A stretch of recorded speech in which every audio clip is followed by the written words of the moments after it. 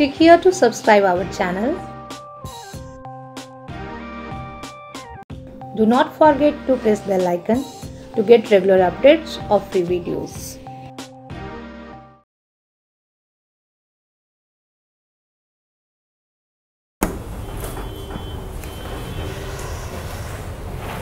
For just a few minutes for the format part. The syllabus of economics will be, as you know, there will be paper 1 and paper 2.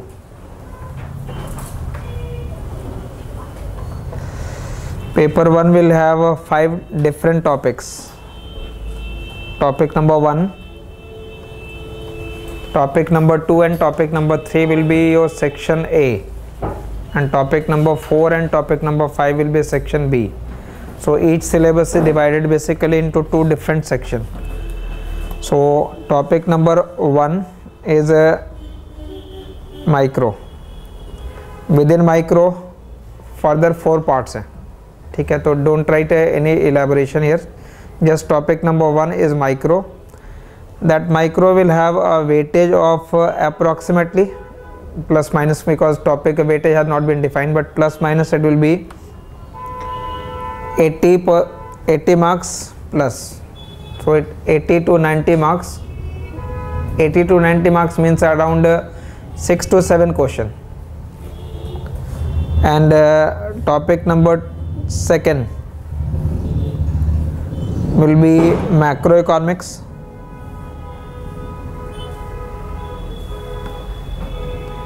That macro is also have a same or equal weightage, so 80 plus. Then third topic is money, banking and finance. Money, banking and finance.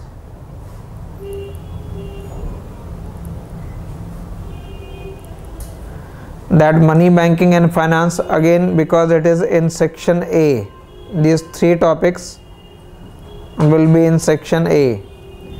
In every section the first question will be compulsory. In every section the first question will be compulsory. So first question will have 5 parts, तो 50 marks का वो first question compulsory होगा. Then there will be 3 questions other than that. So first section will be having 4 questions in total. The weightage for this money, banking and finance is less, 40 plus. So plus minus ये vary करता रहेगा, रखिएगा. Remember this will be a section A. तो section A will have 4 question in total. 4 into 50 marks का ही question होगा. So 200 marks in section A. And topic number 4th and topic number 5th is in section B. This is international economics. And this is growth and development. Growth and development. So here weightage will be approximately 100 marks each.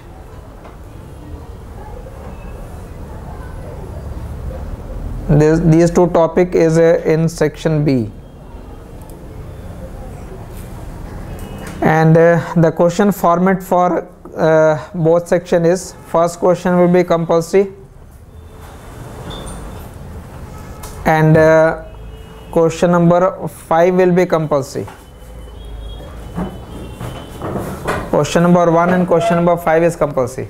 First question compulsory है, question number 5 compulsory है. That means in each section first question is compulsory. Question divided into 2 sections. In each section first question is compulsory. So here first question, it will have 5 parts. So 10 into 5, 50 marks का ये question होगा. 10 into 5 here also 50 marks. So you attempt 10 question compulsory. 5 in section A and 5 in section B. वहाँ choice नहीं है. Then apart from that, question number 2 will have 3 parts, A, B, C. Question number 3 again 3 parts. Question number 4 again 3 parts. Here question number 6 3 parts. Question number 7 3 parts. Question number 8, 3 parts. Now apart from that, compulsory choose at least one question from each section, and in total you have to attend 5 questions. Total 5 question करने हैं, तो 2 compulsory हो गए, 3 question अब रह गए. Out of 3 at least 1 from each section. So you have a choice to take 2 question from any one section. So if you find better or if you feel comparative advantage in section A, micro and macro, then choose 2 question from section A. If you find comfortable in international and growth and development, then choose 2 question from section B. And the format for question is basically it is 20 plus 15 plus 15. First question मतलब A B C होने, तो 20 marks, 15 marks and 15 marks. Variation हो सकता है कभी, but mostly stand में follow होता है. So at the maximum the weightage will be of 20 marks and the minimum question is of 10 marks. For 10 marks the word limit is 150 words. For 10 mark question, so compulsory question 150 words.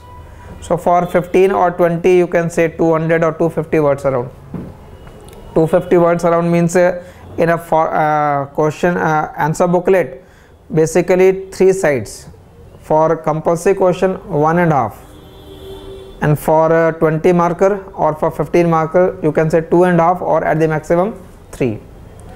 So first 10 compulsory question hai, apart from that you have to choose, and then there are multiple subtopic as well. So I have given this syllabus briefly. The detail you can take this in this format. Detail is basically what is written.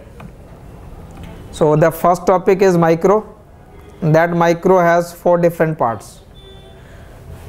Marshallian and Walrasian approach, alternative theory of distribution, which include Ricardo, Kaldor and Kelesky. After that it is market structure, which include monopolistic, duopoly and oligopoly. Then welfare criteria, welfare economics. So micro have, we can say, 4 different sections within micro.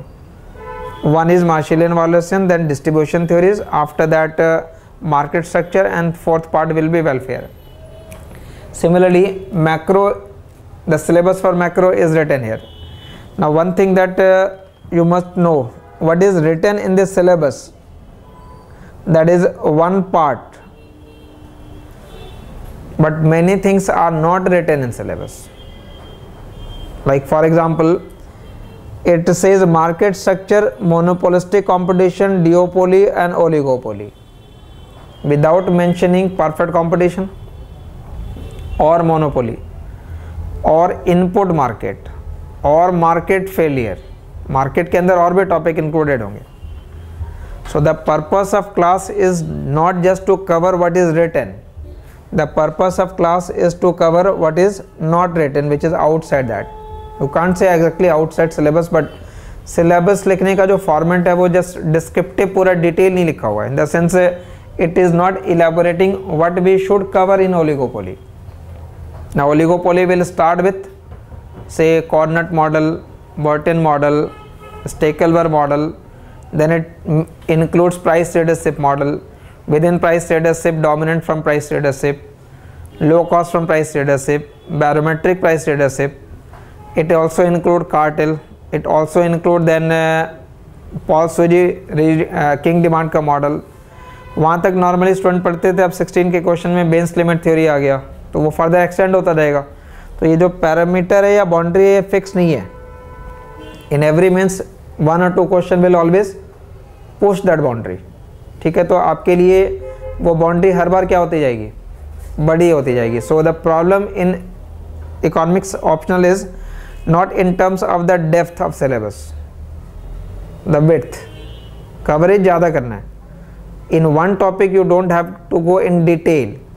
So the problem is not basically related to the depth of the part, but it is basically the width part which is more important. You have to cover many things. So micro will be basically having this term. Similarly macro includes, obviously popularly it is classical and Keynesian model, but nowhere in the syllabus it is written that you have to cover inflation like Phillips curve or Kuhn's law and so on. So those things you have to cover as part of this extra part. So your first paper is basically having 5 different topics: micro, macro, money, banking and finance is one, then international economics, and then growth and development. Okay, so we'll start basically with this paper 1. Paper 1 will be consuming approximately 70% of your time, and in 30% of the time paper 2 can be done. You can say 1/3, 2/3 to be fair, 1/3 and 2/3.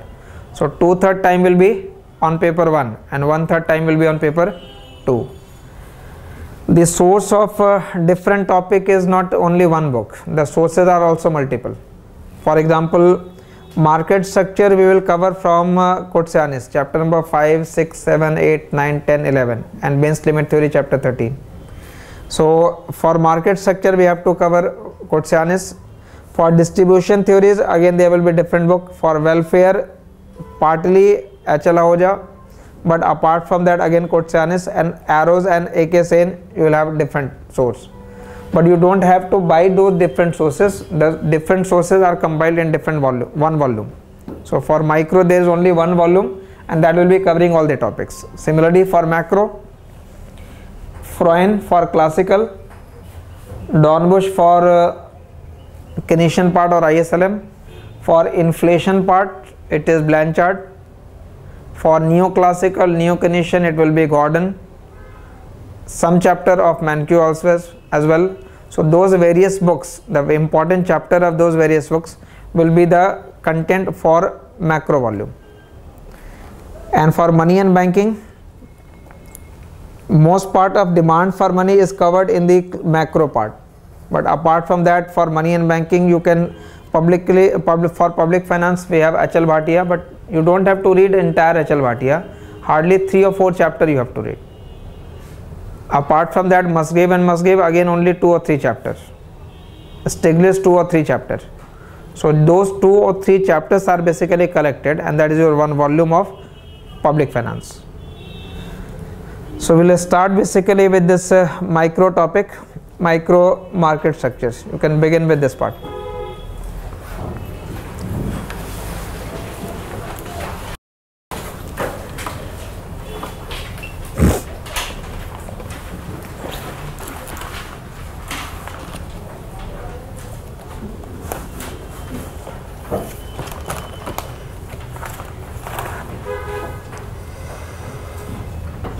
Okay, so this is your first topic, and that first topic I will start with this market structure. Now do one thing. When we explain that market structure, remember market is basically classified on the basis of number of seller here. In the sense when we have large number of seller, the market is more competitive. When we have only one seller, we say it is monopoly. When we have large number of seller but product is differentiated, then it is monopolistic. And when there are only few sellers, then market is oligopoly. So market structure is basically divided on the basis of number of sellers, and based upon number of seller we divide market into 4 different categories: perfect competition,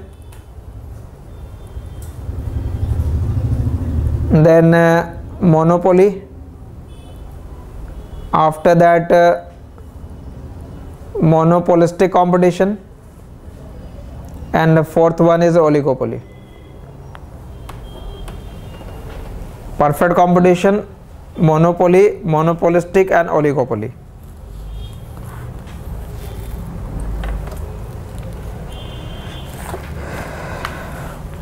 Remember, we will write the detailed part of this market structure syllabus, but after covering this entire topic, it will be taking around 9 to 10 days of class for perfect competition, monopoly, monopolistic as well as oligopoly. There are many topics to be done in oligopoly. There are many topics in monopolistic competition and topics in monopoly as well as competition. After covering that, what you will do that these questions which has been asked in the past paper, so including from the last year, जो current year का means था 18 का, उससे लेकर last 20-25 year के सारे question for market structure is separated. So after covering those 10 classes, you have through with the market. Now attempt all the questions when asked on this topic and then determine how much percentage you are able to cover from the class. आपने जो class की उससे कितना percentage cover हो रहा है और कितने क्वेश्चन इसके अलावा आ गए या जो आप रिलेट नहीं कर पाए. So that will be the correct evaluation. So after covering that 10 class, go through all the questions. That will be having around 15-20 year के क्वेश्चन मिला करके इसमें 40-50 क्वेश्चन करीब होंगे. ठीक है, तो around 50 question. That means after covering those topic go through with this. फिर आपको रिलेट होगा कि what was written in the syllabus, out of them how many comes, and what is not written in syllabus, out of them how many comes. So then you can relate what proportion is given and what proportion is not written in the syllabus. So market structure will start with perfect competition first. आज की class के अंदर ये basic वाला form पहले कर लेंगे. But when you write any market, whether you go by competitive market or monopoly or monopolistic or oligopoly, we have to determine here profit maximizing output that will be produced by competitive market, profit maximizing output that will be produced by monopoly market, profit maximizing output that will be produced by monopolistic market or by oligopoly market. So you will start with some basic concept which will be applicable for all the market. मतलब micro में जहाँ कहीं भी कहा जाएगा आप उस basic concept को अप्लाई करेंगे. So I will start with that basic part. So what will be the basic? That basic will be equally applicable for all the form of market, be it monopoly or monopolistic or oligopoly or competitive market. So start with that common aspect.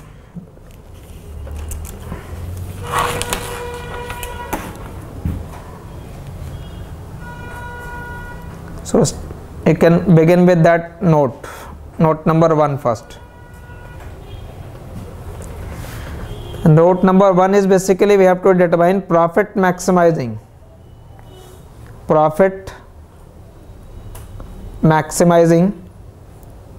output, profit maximizing output and then profit maximizing price.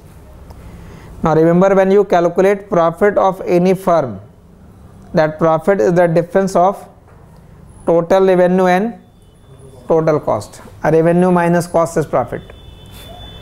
I am denoting profit by symbol pi. Profit को pi के symbol से denote किया. So pi is basically revenue minus cost. I have to maximize profit and firm has to produce profit maximizing output.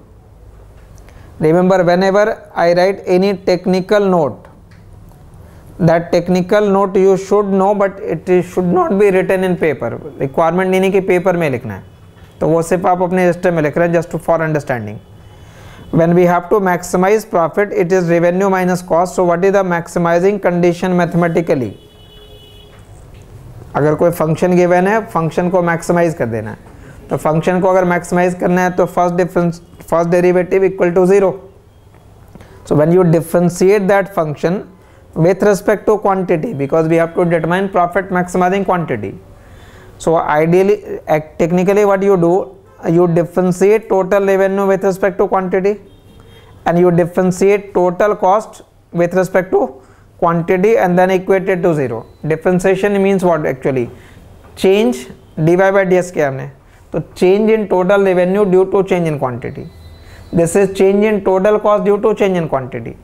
But economically, change in total revenue due to change in quantity will be called marginal revenue. Marginal means additional. So marginal revenue is additional revenue due to additional quantity. And what is the derivative of total cost with respect to quantity? ये marginal cost हो जाएगा. So addition to total cost due to additional quantity. MR minus MC equal to 0, which means MR equal to MC. आपको याद सिर्फ ये रखना है.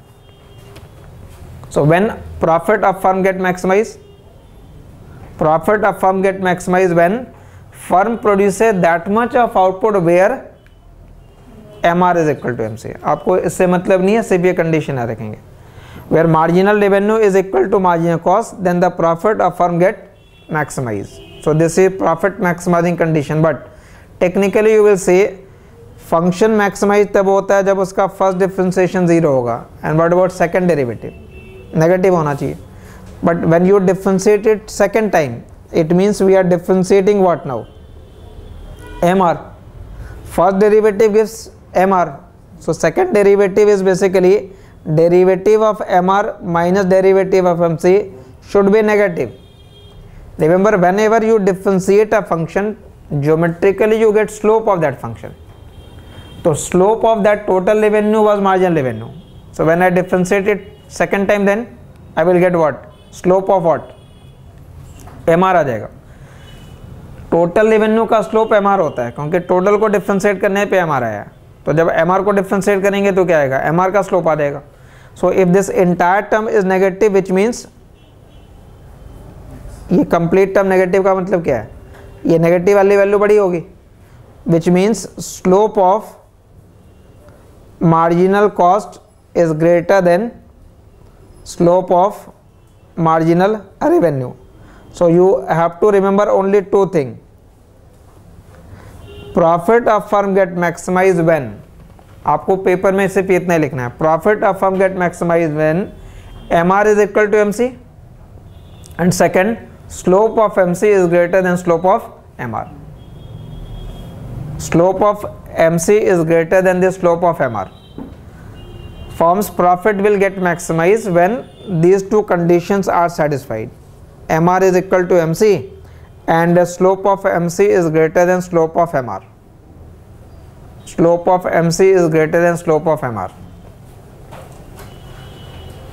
ठीक है? So in that first note, जो basic point है उसको पहले लिखते जाएंगे. For profit maximization,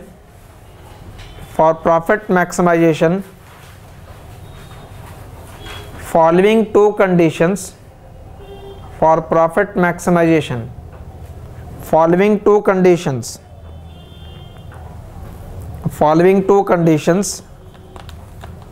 must be satisfied.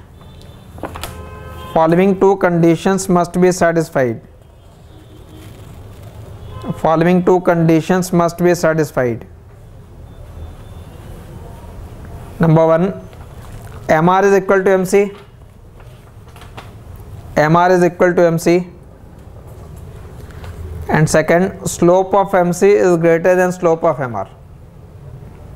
Slope of MC is greater than slope of MR. Slope of MC is greater than slope of MR.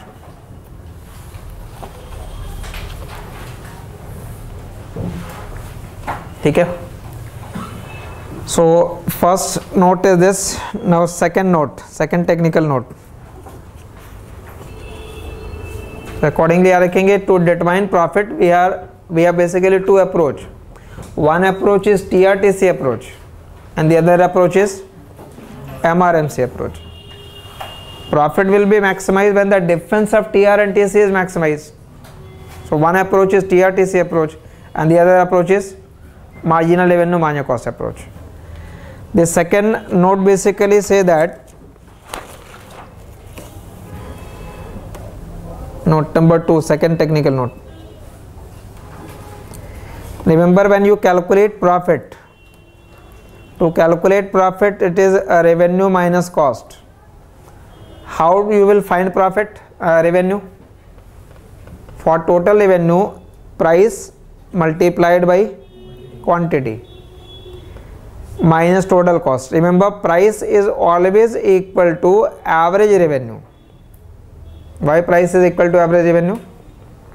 When you calculate total revenue, you multiply price with quantity. To find average revenue, what you will do? Total revenue को quantity से क्या किया? Divide किया. तो total revenue means P into Q divided by Q. Q cancel out हो गया. तो price is always equal to what? AR. So in place of price you can write AR. So when you multiply average revenue with quantity, you get what? Total revenue. So how to get total cost? Apply करते जाओ. multiply average cost with quantity. You can take that quantity common, then in bracket what you will write? AR minus AC. So profit is equal to quantity into AR minus AC. How you will get this quantity? यहाँ जो Q लिखा है ये calculate कैसे किया हमने?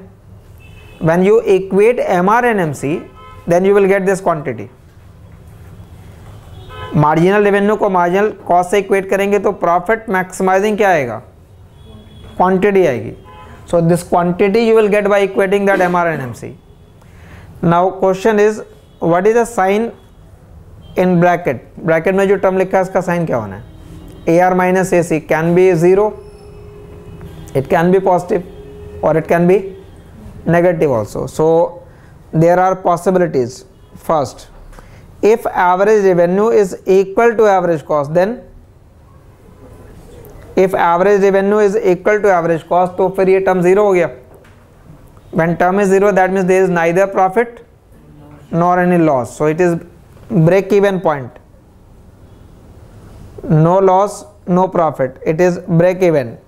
But remember, when firm makes break even का मतलब है firm is making normal profit, because normal profit is included in cost. So when average revenue is equal to average cost, firm is earning which profit? Normal profit, as normal profit is part of cost. So if you are able to recover your cost, it means you are earning. And when you are getting more than cost, then in addition to normal there is profit. So that profit you can call it abnormal profit or supernormal profit or excess profit. So when average revenue is greater than average cost, then firm is having supernormal profit. Supernormal profit when AR is greater than AC. Most important part is this third. If average revenue is less than average cost, then what will happen? If AR is less than AC, AR कम है AC greater है, तो ये term negative हो जाएगा. Negative profit means there is loss, and if there is loss, what firm will do? If there is loss, then what will be the decision of firm? It may shut down, may not, and that decision depends on variable cost. That decision depends upon variable cost. Fixed cost is anyhow that cost has already been incurred. Whether you continue to operate or whether you shut down, you are not able to recover that. So in the case of loss, there are two possibilities. Possibilities in the sense firm may continue to operate, or firm may decide to shut down. Now when firm will continue and one firm will shut down, the decision depends upon whether price is greater than average variable cost or whether price is less than average variable cost. But when I say price means what? AR. Price is always equal to AR. Now firm will continue to operate despite loss if price is greater than ABC. But if price is less than ABC, then in the case of loss, firm will prefer to shut down. And the reason behind it is that firm always operate so long as firm is having operating profit. Firm तभी तक operate करता है जब तक profit मिलता है. And what is that operating profit? Operating profit is difference of revenue minus variable cost. Operating profit is total revenue minus total variable cost. And what is in the overall profit? It is revenue minus variable and fixed cost both. दोनों minus किया है. But for operating profit it is TR minus TVC only. अब जरा ध्यान से देखने. If I say operating profit is positive, so if I say operating profit is positive, that means total revenue is greater than variable cost. Operating profit positive तभी होगा जब TR की value greater हो टीवीसी से. And if you divide both side with quantity, then what you will get? What is TR by Q? AR. AR is price. And what is TBC by Q? ABC. That means if price is greater than average variable cost, then firm is having operating profit, so firm will continue to operate. And if price becomes less than ABC, then operating loss. Operate करने में loss है, so better not to operate, better to shut down the production. So if firm is unable to recover its variable cost, then firm will prefer to close down the business. Temporarily shut down हो जाएगा production. Shutdown does not mean basically you are exiting from one industry. Shutdown means you are temporarily suspending your production. So when firm will continue to operate and when firm will shut down if price is less than ABC, and firm will continue to operate despite loss so long as price is greater than ABC. So what is exactly shutdown price? What is exactly shutdown price? But equal to means average variable cost is not a constant number. Equal to what? Average variable cost is not a constant number. Basically it is U shape. Average variable cost होगा. तो average variable cost की कौन सी value shutdown price होगी? The lowest one. So shutdown price is equal to what? Shutdown price is equal to minimum of average variable cost. Minimum of per unit. Average, whenever you apply that average, it means what? Total variable cost divided by, for example, suppose if I have to calculate average variable cost of providing this class. So what is variable cost here? What is variable? Electricity expense variable होगा. What is fixed? Rental will be the fixed value. So variable, if revenue generated from this class is not good enough to pay electricity bill, better to shut down. But if you are able to recover more than that, then better to continue, because now you are covering part of the fixed cost. Anyhow that fixed cost you have to pay. So the decision whether to operate or whether not to operate does not depend upon fixed cost. It depends upon variable cost. If price greater than variable cost, firm will continue to operate. If price less than variable cost, firm will prefer to shut down the unit. This basic concept will be applicable in all market. So whether you study perfect competition or monopoly or oligopoly or monopolistic, you have to follow this concept. तो आपको ये follow करना, ये condition कभी change नहीं करना, मैं entire micro में कभी चेंज नहीं होगा ये.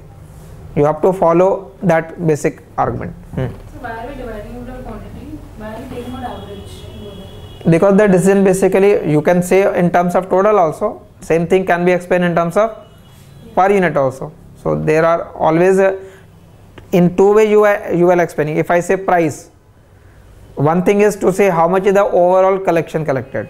That is one aspect. Other is how much is the total collection per student. So for knowing per student, I have to divide by number of students. So averages has a certain utility. So this is your note number 2, and you have to follow these two notes in any form of market. Now given these two notes, you can start with the content part. ठीक है, ये basic था आपका जो इस market को समझने के लिए जरूरी है. अब आप यहाँ से जो फर्स्ट क्वेश्चन है वहाँ से बिगिन कर लेंगे. Under perfect competition.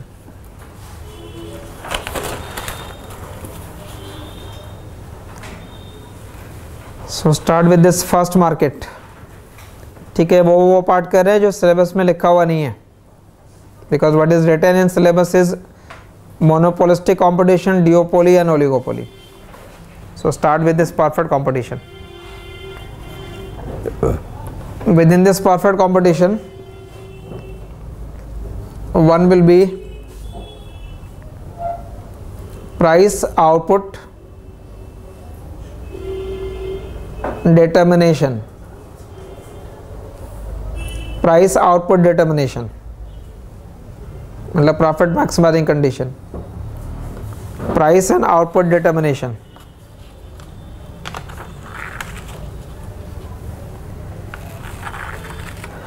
After determining that price and output determination, next part will be why marginal cost curve is supply curve of competitive firm. Marginal cost curve is supply curve of firm in short run.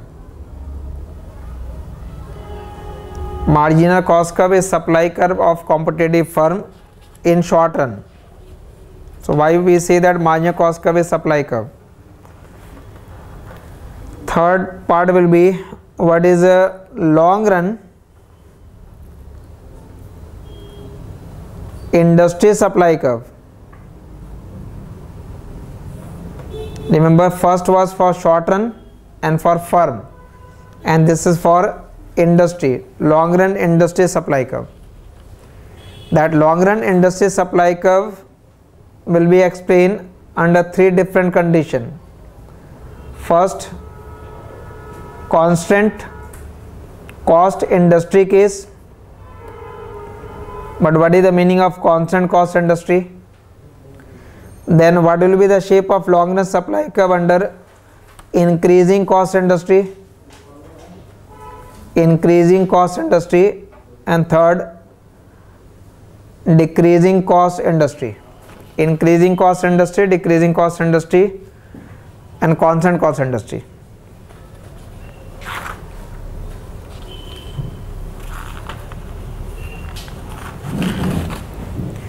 So today we have to explain these three parts. Now the first part, price and output determination. Price and output determination.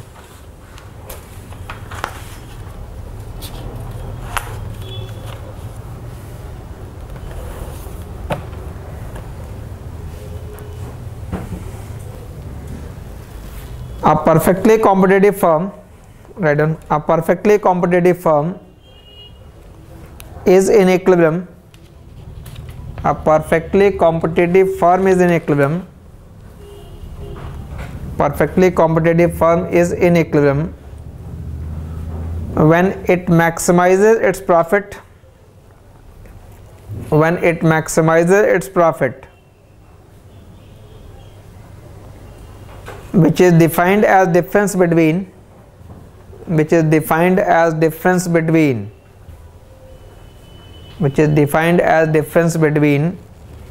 total revenue and total cost.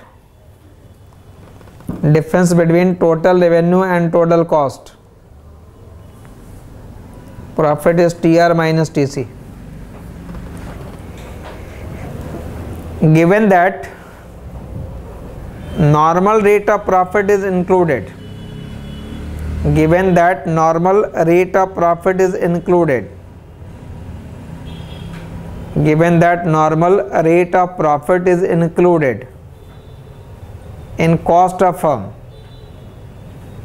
Given that normal rate of profit is included in cost of firm, after comma, profit is above the normal rate of return. Profit is above the normal rate of return. Profit is above the normal rate of return.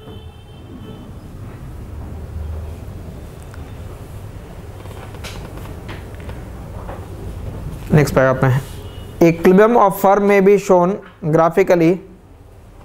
Equilibrium of firm may be shown graphically in two ways. Equilibrium of firm may be shown graphically in two ways. That means there are two different approach.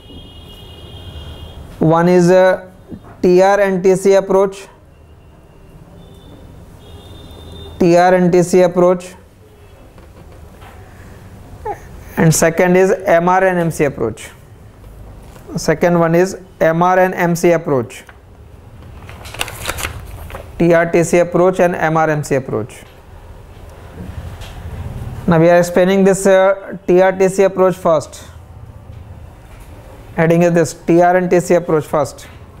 So in this diagram we are not using that MR and MC. Total revenue and total cost approach. Remember, when you explain that total revenue and total cost approach, on axis you write here quantity, that is output, and on vertical axis you have to dot total cost and total revenue. You are drawing this diagram for perfect competition, but you are drawing this diagram for a competitive firm under perfect competition. These are not the revenue for the entire industry. This is revenue for one firm in the industry. So what will be the shape of total cost and what will be the shape of total revenue? Total revenue is price multiplied by quantity. But under perfect competition, there are so many firms in the market that one firm cannot affect the market price. So for one particular firm, price is constant. That means P is fixed, constant है. तो अगर price constant होगा तो बताना total revenue की line कैसे होगी? नहीं, टोटल रेवेन्यू की line. Total revenue can't be horizontal. As quantity will increase, total revenue will increase, but it will increase at a constant rate. So since it is increasing at a constant rate, it means total revenue line will be a straight line. Total revenue line will be a straight line. Now you can draw that line steeper or flatter, that depends upon price. Price is the slope of this line. Since line is straight, it means price is constant on that line. P constant है, but quantity बढ़ने की वजह से total revenue बढ़ रहा है. Now what will be the shape of total cost? Remember, cost does not depend upon market. Revenue depends upon the market. So this revenue curve can be different when you change the market, but cost does not depend upon the market. So what will be the shape of total cost? Total cost will include fixed costs as well as variable costs. And now what is fixed cost? Fixed costs will be those costs which do not depend upon output. So even when quantity will be 0, there will be some fixed cost. So you take that fixed cost. After that, as quantity will increase, variable cost will increase. So total cost will also increase. And cost curve is basically inverted S in shape. Total cost curve is inverted S in shape because of law of variable proportion which exists in the production function. So total cost curve in all form of market you will draw starting with a positive intercept showing fixed cost, and then it is inverted S in shape. Now where is profit in this diagram? If I say the intersection of TR and TC, then profit is 0. This is also intersection, so profit is 0 here also. And to the left of this quantity and to the right of this quantity, अगर आपको profit mark करना है graph के अंदर, तो profit actual में revenue और cost का गैप है, vertical difference. So at this point revenue is equal to cost, no profit, no loss. This point also no revenue, no profit, no loss. The gap between these two line or these two curve is basically profit. So initially this gap will increase, implying profit will increase. After reaching a maximum, then again gap will start declining, imply that profit will start. So if you have to plot the profit diagram, then what will be the shape of profit diagram? Inverted U हो जाएगा. Initially it will increase, reach a maximum, and then it will decline. So profit curve will be basically inverted U. Now at what point profit get maximized? जहाँ पे ये vertical gap maximize होना है, that will be the quantity where profit, that is pi, get maximized. तो उसको delete करने के लिए हमने pi m से डिनोट कर दिया. Quantity where profit get maximized. But at profit maximization, you also know that MR must be equal to MC. Can we say that MR is equal to MC? We are not following MR MC approach, but can we say that at this quantity MR is equal to MC? What is MR here? Slope of TR line. And what is MC? Slope of TC line. But TC is not a straight line. So if it is not a straight line, its slope will be different at each point. How to get slope at this point? You draw a tangency, but that tangency will be parallel to TR line, implying that MR is equal to MC. So at this quantity, marginal revenue is equal to marginal cost also. Geometrically prove हो रहा है वो. And because we are following that TR and TC approach, therefore we are using only total revenue and total cost diagram. So this is the quantity where profit get maximized. Now आपने 3 condition लिखा था अभी, there could be normal profit, there could be और there could be within इन लॉस। 2 possibility होती है, shut down और कंटिन्यू। तो एक्चुअल में 4 डिफरेंट डायग्राम बन सकते हैं। This is the diagram for, this is the diagram for supernormal profit, because we are having supernormal profit here. At this quantity TR is greater and TC is less, that means profit is there, and it is not just you are covering your total cost, you are getting more than total cost. So diagram for supernormal profit. So now question is, can you draw the remaining 3 diagram? अब जो question मैं पहले show कर रहा हूँ उस question को पहले ध्यान देखना। ऑल्दो बेसिक से स्टार्ट है, but one time this question was asked in 15 का ये क्वेश्चन देख लीजिएगा, and this question was in economic service as well. Read the first question, question number 14 here, the first one.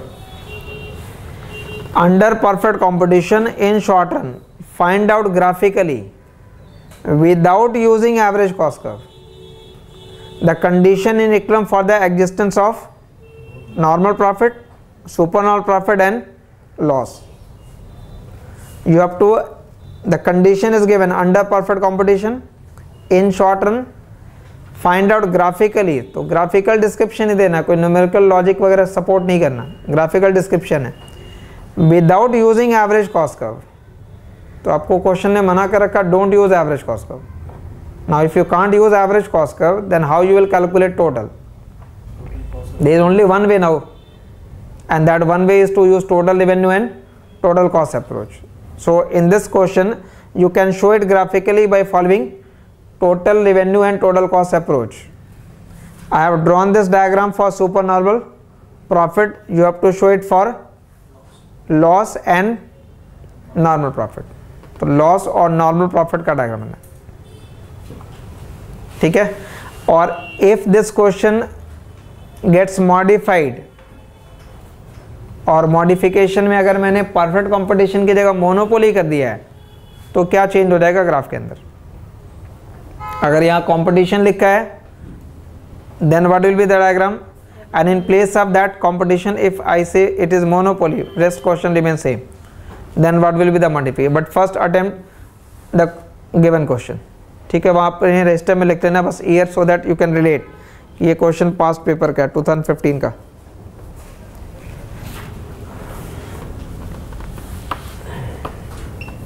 ठीक है. This is for super normal profit, your diagram number 1. Now use second diagram for loss. Loss के लिए आप पहले draw करो. How you can show loss under perfect competition. But remember in loss दो condition होते हैं. You have to show that despite loss firm is operating, because if firm is not operating then quantity will be zero. फिर तो quantity zero हो जाएगी shutdown में. तो loss में आपको शो करना है कि firm is operating.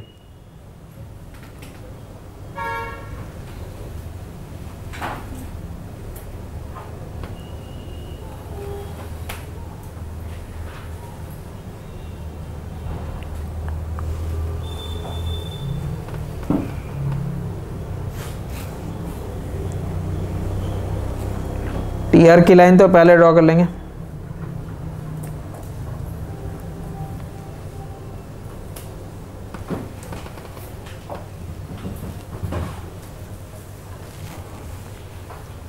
After that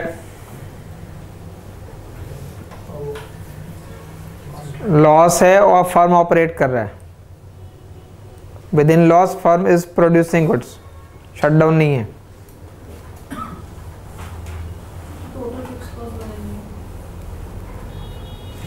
remember in loss firm will operate. So condition for loss and firm operation is that for loss total cost must be greater than total revenue, ठीक है. but within loss when firm will operate, when firm has operating profit. And what was operating profit? But in terms of total आपको बोलना है, because average का diagram नहीं बना रहे, तो TR greater than what? TVC होना चाहिए. अब ये कंडीशन ऊपर लिखा हुआ है, TC ग्रेटर देन TR होगा तो टोटल कॉस्ट की लाइन तो ऊपर बनेगी, क्लियर है. बट TVC TR से कम होगा, only then we have operating profit. So now you have to use both diagram, one is for TC, other is for TVC only. TC और TVC दोनों ड्रॉ करना है.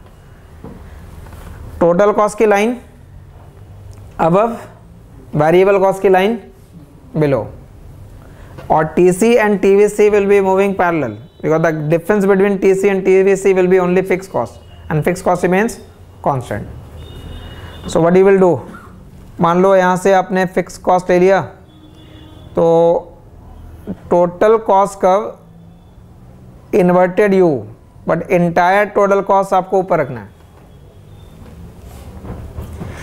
प्रॉफिट होता है तो हम उसे मैक्सिमाइज कर रहे हैं और लॉस होता है तो उसे मिनिमाइज करेंगे. तो जहाँ पे गैप मिनिमाइज होगा वो आंसर होना है. तो TC और TR का गैप जहाँ पे मिनिमम होगा वो क्वांटिटी आनी चाहिए. But this is the point where loss get minimized. तो आप ये क्वांटिटी तो पहले मार्क कर लो, देन व्हाट नेक्स्ट क्या ड्रॉ करें? टेंजेंट विच करें.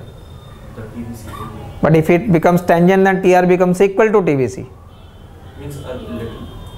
It little up below because TR greater and TVC lower होना चाहिए. From which point you will start TVC?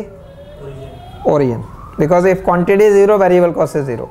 So you start with origin, then draw the line parallel to that total cost curve. But यहाँ पे ये show होना चाहिए parallel to that TC line is TVC line. So how much is operating profit in diagram? How much is operating profit in diagram? Which distance? आपको ये quantity refer करनी है because MR equal to MC ही होना है. Corresponding to that quantity, this is the gap. So this gap shows and this gap shows loss. ये loss है, but despite loss firm is operating as firm is having operating profit. So this distance, say A to B is operating profit and B to C is loss. B to C is loss.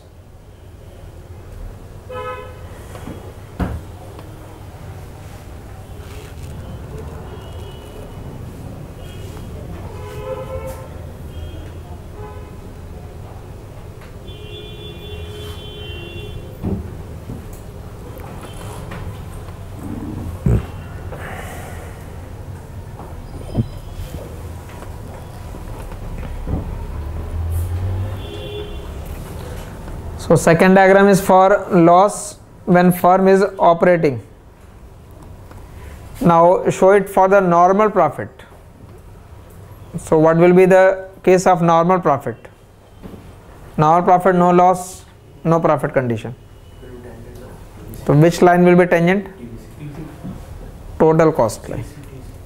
When TVC will become tangent, then it will become the shutdown point. ठीक है. So this is for supernormal profit, this is for loss, but within loss firm is operating. For normal profit,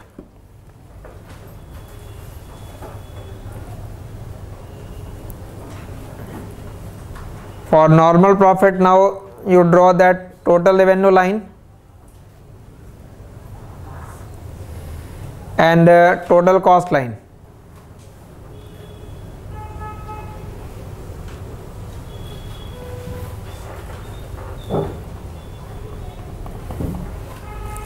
ठीक है, TC की line draw करना. और remember जहाँ पे intersection होगा वो पॉइंट नहीं होना है. Intersection point will not show that there slope are same. तो normal profit TC starting from this point, it will be tangent on that total revenue line. So this is the quantity when firm is having just normal profit. And if you draw, this is total revenue line. If we start variable cost from here, and that variable cost curve is tangent, this is for variable cost only. So if it is for variable cost, the total cost will be above it. So this point shows what? ये shutdown point हो गया. Because now there is no operating profit. Even operating profit has reduced to 0. This is for shutdown.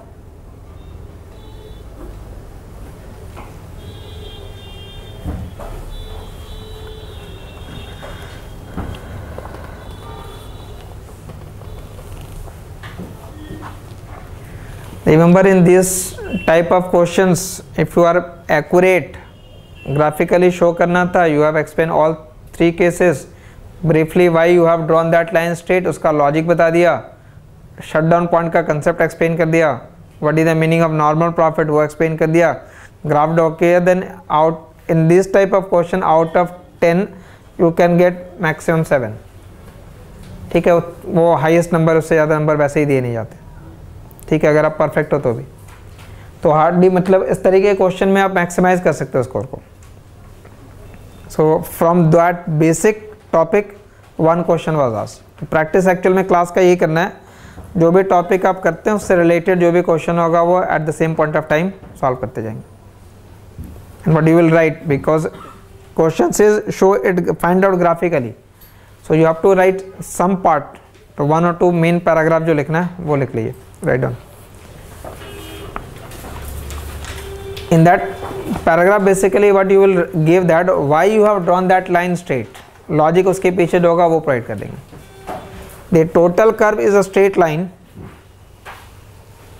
The total curve, total revenue curve. The total revenue curve is a straight line through origin. Total revenue curve is a straight line through origin. Total revenue curve is a straight line through origin, showing that price is constant. Showing that price is constant at all levels of output. Price is constant at all levels of output.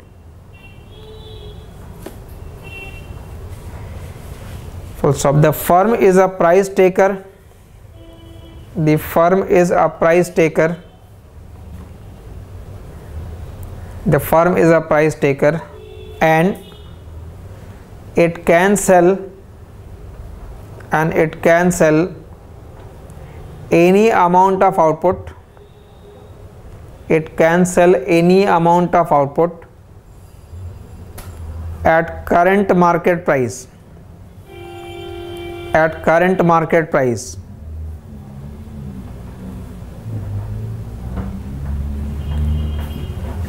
The slope of TR is MR. The slope of TR is MR. The slope of TR is MR, which is constant. Which is constant and equal to. Which is constant and equal to current market price, which is constant and equal to current market price.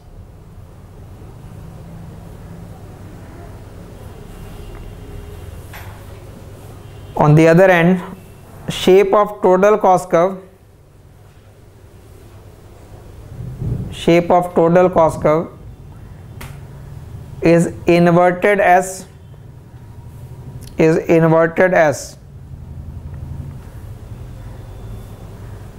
due to law of diminishing return. Due to law of diminishing return in production. Due to law of diminishing return in production.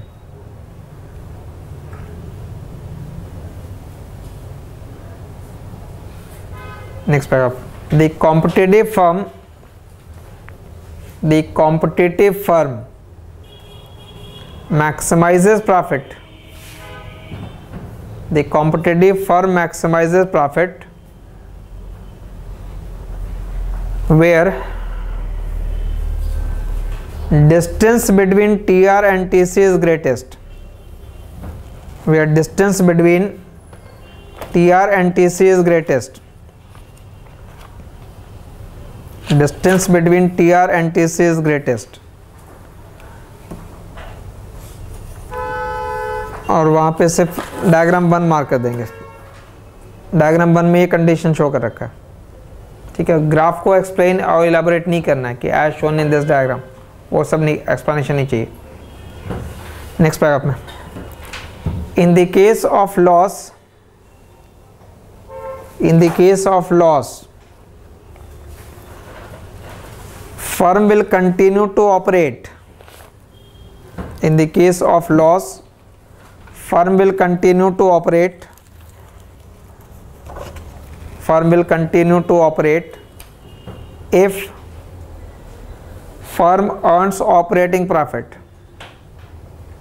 If firm earns operating profit. If firm earns operating profit, which is defined as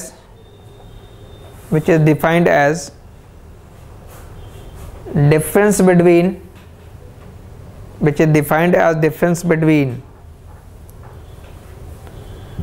total revenue and total variable cost. Difference between total revenue and total variable cost.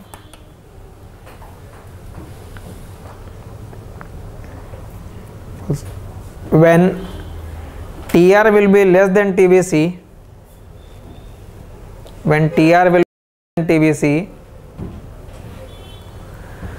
then there will be operating loss.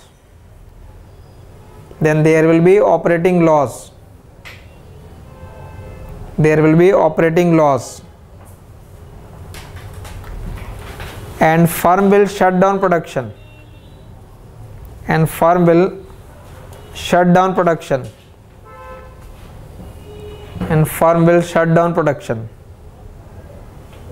Therefore, to operate in loss,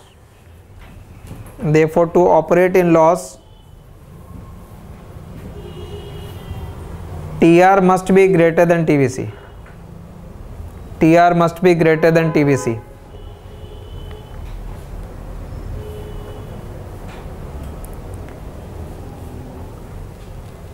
next paragraph में, in the case of normal profit, ये आपका diagram 2 हो गया. Bracket में उस paragraph में diagram 2 आ गया. इन the case of normal profit, total cost curve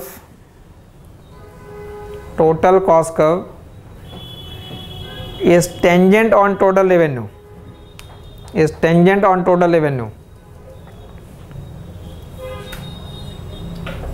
Implying that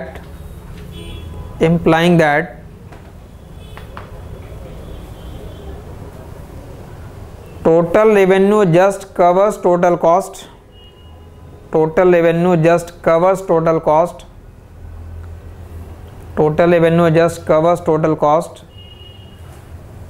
Which includes normal rate of return.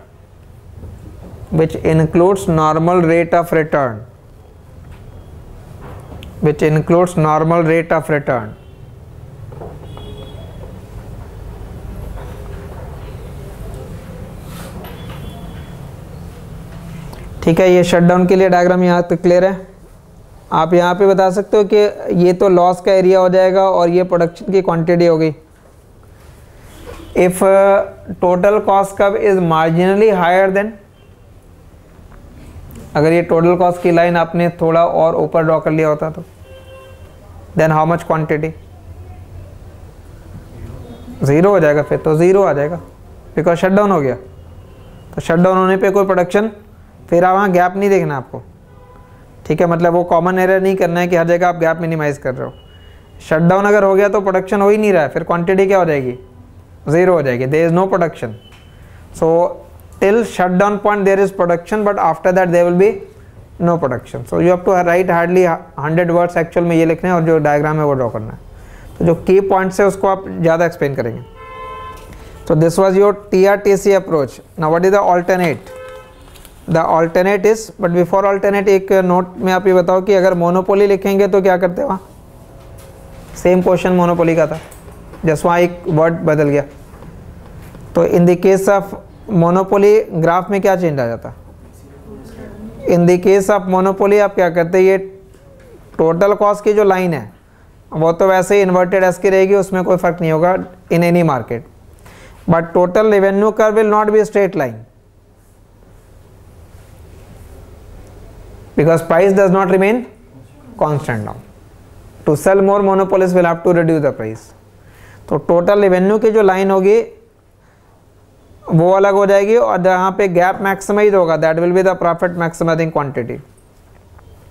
ठीक है, यहाँ पे फर्म का प्रॉफिट मैक्सिमाइज हो गया, implying that the slope of TC and the slope of TR are same.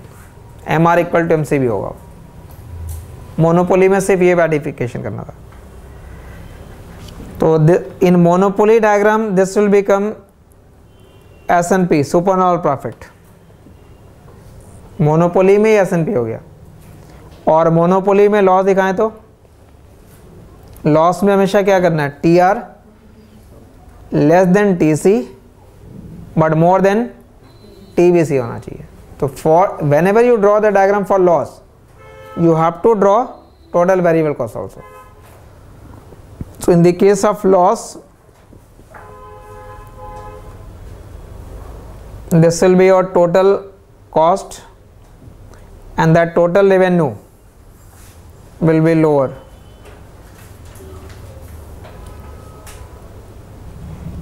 ये gap जहाँ पे मिनिमाइज हो रहा है वो क्वांटिटी हो जाएगी. But for operating profit you have to draw that total variable cost line below. ये गैप ऑपरेटिंग प्रॉफिट है. so just one modification in monopoly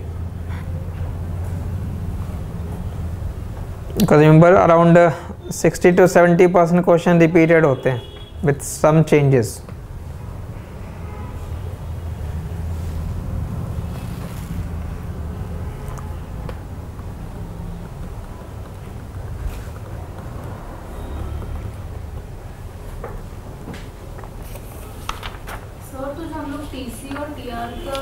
minimise करते हैं, उससे आउटपुट डिटरमाइन करते हैं और फिर उसी से हम लोग देखते हैं टीवीसी कहाँ ज्वाइन हो रहा है. फिर वहाँ से because first we determine the condition and at that output we compare what is happening. आप कंपेयर कहाँ पे करोगे, ये गैप तो हर जगह डिफरेंट होता जाएगा, but we will compare that gap at equilibrium point. And what is that equilibrium point, where MR equal to MC. And how you get that equation, mathematically वो इक्वेशन मिला है मुझे. मैक्सिमाइज करें या मिनिमाइज करें, first derivative equal to क्या होना है, 0 होना है. तो MR must be equal to MC होना है.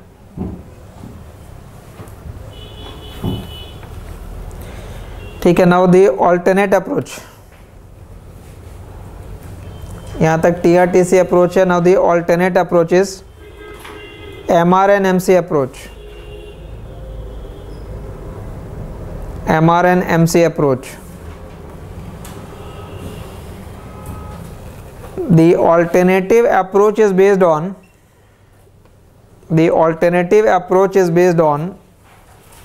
MR and MC. The alternative approach is based on MR and MC.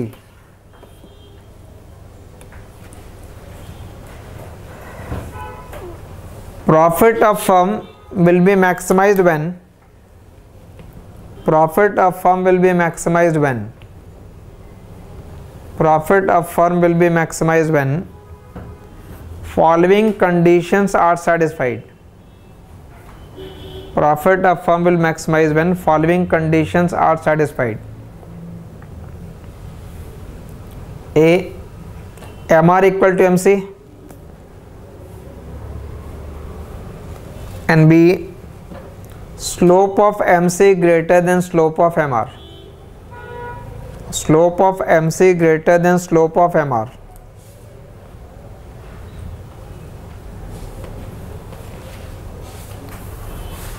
Next paragraph. The competitive firm is in equilibrium. The competitive firm is in equilibrium. The competitive firm is in equilibrium at the level of output. Competitive firm is in equilibrium at the level of output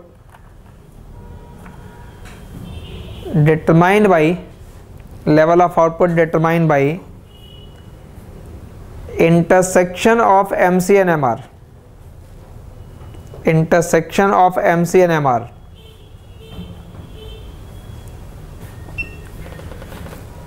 अब इस approach से अगर आप explain करते हैं for one firm, remember when you draw the diagram,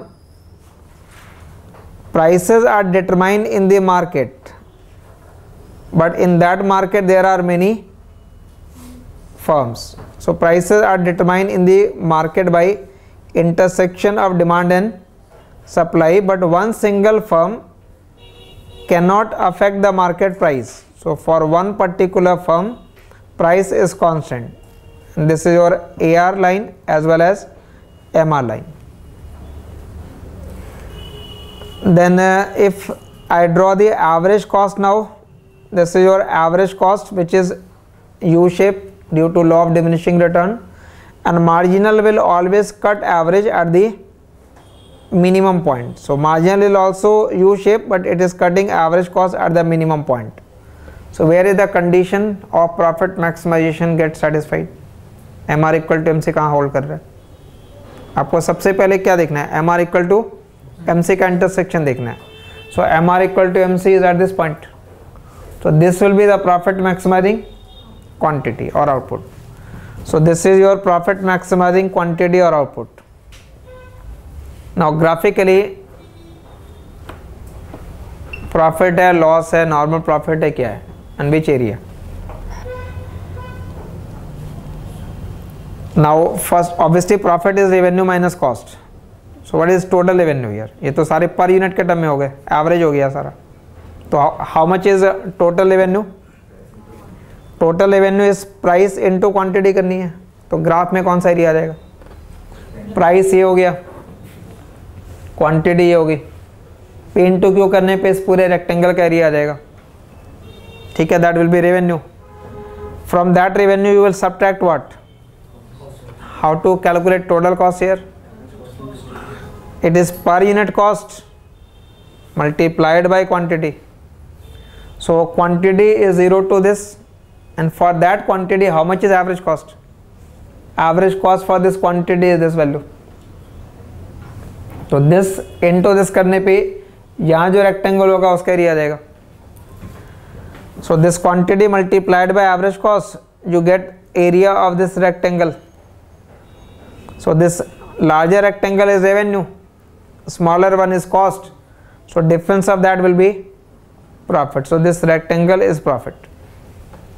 Since revenue is greater than cost, so therefore it is a case of supernormal profit. ये diagram draw कर रखा है आपने for supernormal profit in the alternate approach, MR equal to MC approach. But when you have to explain this, how to explain this condition economically, वो तो mathematically derive किया आपने, MR equal to MC, function को maximize करना है. But how you will explain that same concept economically? Why not firm produces more than this quantity? And if firm does this, then what will happen? इस quantity पे profit maximise हो गया, ठीक है, वो तो न्यूमेरिकली हो गया, मैथमेटिकली हो गया. Why not firm produces more than this quantity, or why not firm produces less than this quantity? अब सिंपल है, if firm produces more than this quantity, then at any quantity to the right of it, marginal revenue will be less and marginal cost is greater. So to the right of that, to the right of this quantity, we find that marginal revenue is less and marginal cost is more. What does it mean actually? For each extra unit of production, there will be more addition to cost and less addition to. So is it profitable to produce that unit? It is adding more to cost and less to revenue. It is not profitable to produce that unit. Therefore, firm will tend to not produce that unit, and therefore quantity will continue to decrease. If you take any quantity to the left, then marginal cost will be less and revenue will be.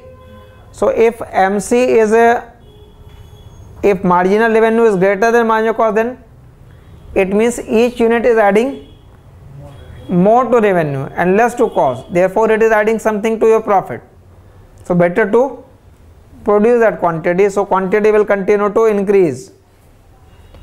Now, when you have to explain that, then give that logic. Equality of MR and MC is determining the profit. But if MR is not equal to MC, then what will happen? That logic will be explained. So first part in the first diagram. To the left of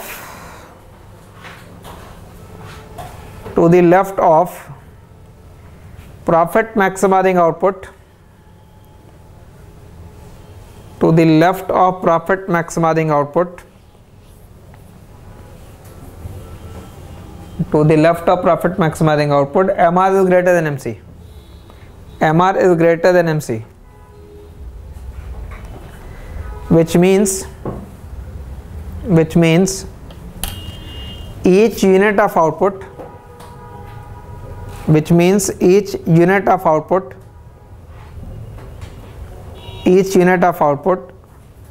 is adding more to revenue,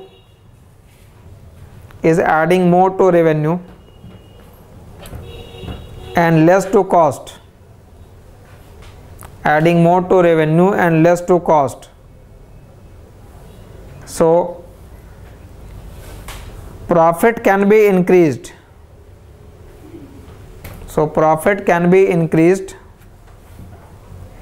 By producing more output. Profit can be increased by producing more output.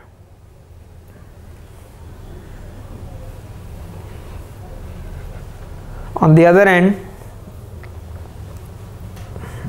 to the right of profit maximizing output,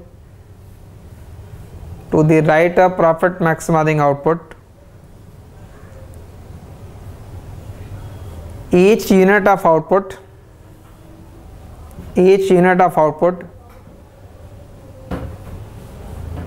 is adding more to cost. Each unit of output is adding more to cost and less to revenue. Is adding more to cost and less to revenue. So profit can be increased by producing less output. Profit can be increased by producing less output.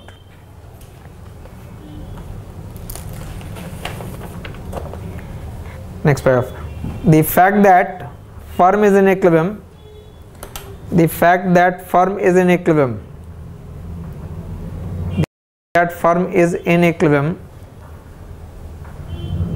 does not necessarily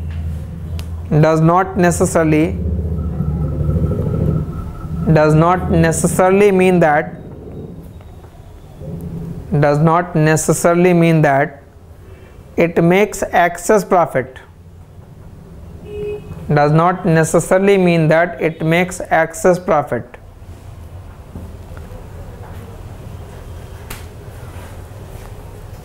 Whether firm makes profit or loss,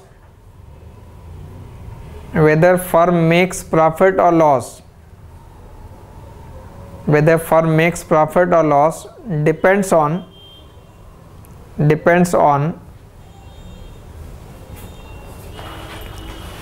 average cost, and price.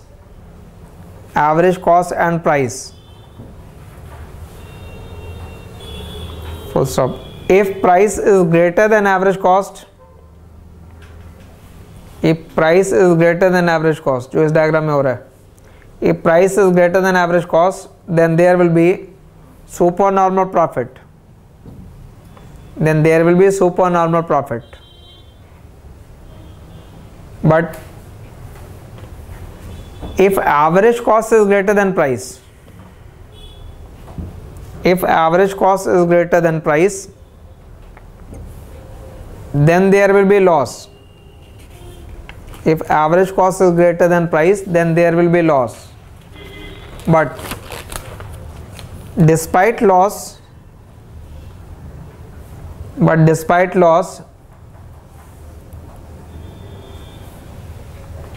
firm will continue to operate if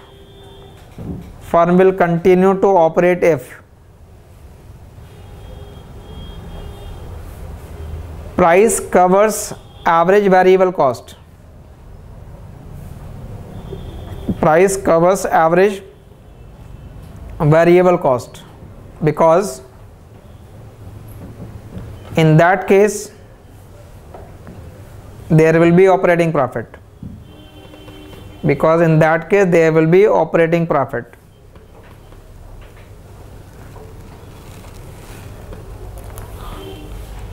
तो loss में condition क्या होना है? Average cost should be greater than price, but for operating P should be greater than. तो graph में ये condition satisfy कीजिए. Market का diagram and for firm. So what ever be the intersection of demand and supply curve that determine the market price,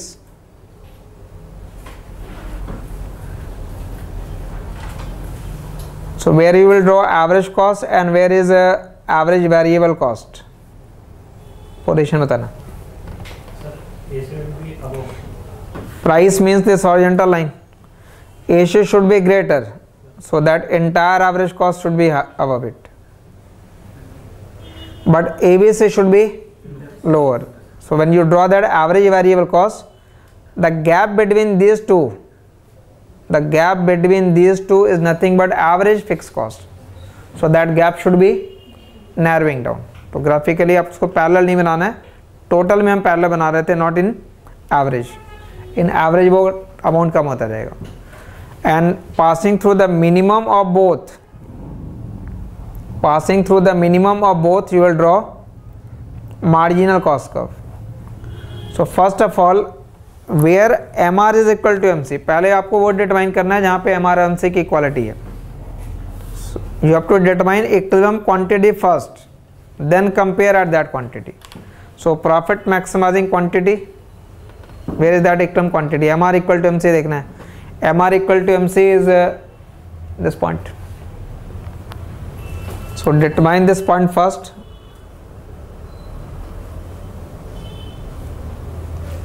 So which area is revenue area?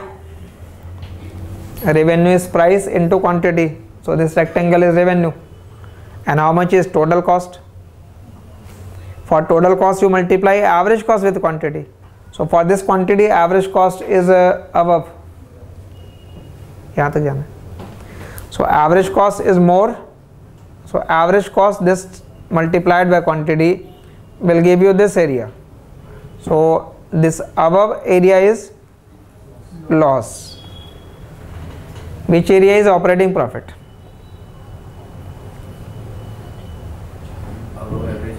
Average variable cost. So price और ABC के बीच जो area आएगा, ये gap, this will be your operating profit. यहाँ से mark करें. If you show this area, then this rectangle will be operating profit. ठीक है. तो अगर ये एवरेज वेरिएबल कॉस्ट ऊपर शिफ्ट हो जाए तो ऑपरेटिंग प्रॉफिट का एरिया कम होता जाएगा, और अगर वो इस पे बिल्कुल टेंजेंट हो जाए तो ऑपरेटिंग प्रॉफिट जीरो हो जाएगा. अबव देन अगर वो फर्दर शिफ्ट होता है then there will be no production. So there will be production so long as average variable cost is below that price. If it becomes equal to और above it, then there will be no production. So that concept you should follow for the next topic.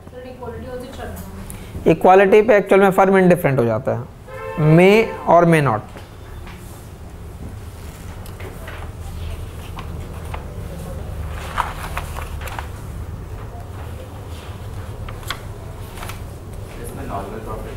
Normal इसमें नहीं है normal profit. Normal profit के लिए आपको इस average cost को average revenue पे टेंजेंट बनाना पड़ेगा। अगर आप इसमें नॉर्मल प्रॉफिट शो करते हो देन फॉर नॉर्मल प्रॉफिट ये डिमांड सप्लाई का इंटरसेक्शन से प्राइस लिया है, और जो प्राइस की लाइन होगी उस प्राइस लाइन पे एवरेज कॉस्ट क्या होना चाहिए, टेंजेंट होना चाहिए। प्रॉफिट में it was below, in the case of loss it is above, in the case of non profit it must be exactly tangent. फिर कोई एरिया नहीं आएगा। Remember normal profit can't be shown in terms of area because normal profit is part of cost, included in cost. So area हमेशा profit, super normal या loss का ही आएगा।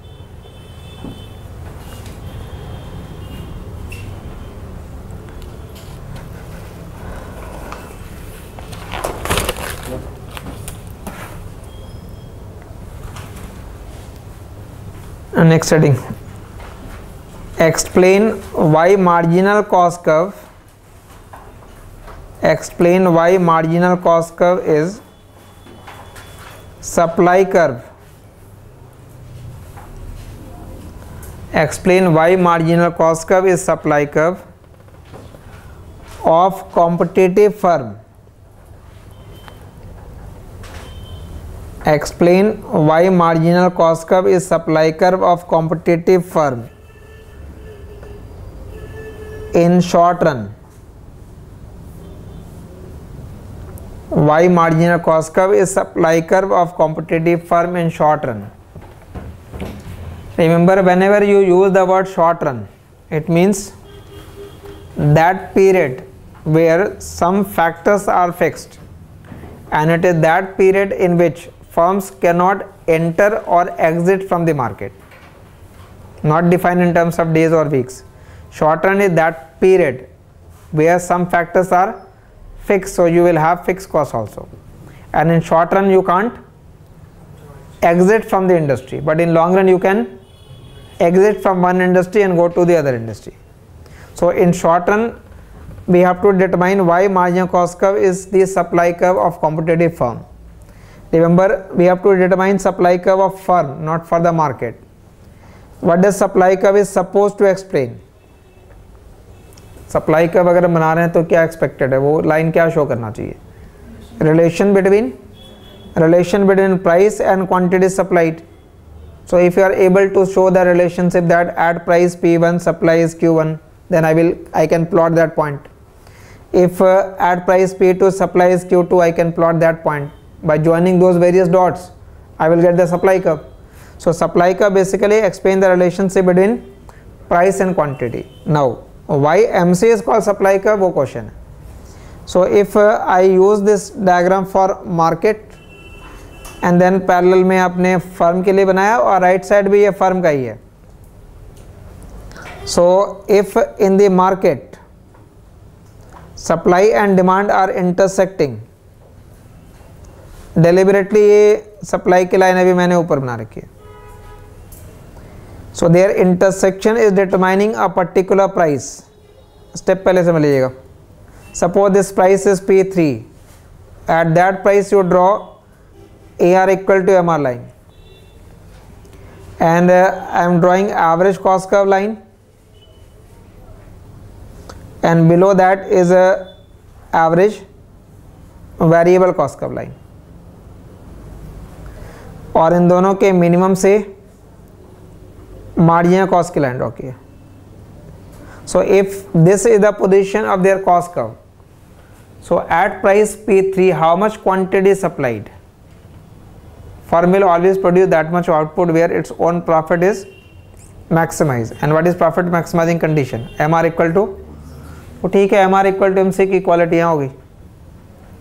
So this will determine the profit maximizing quantity Q3.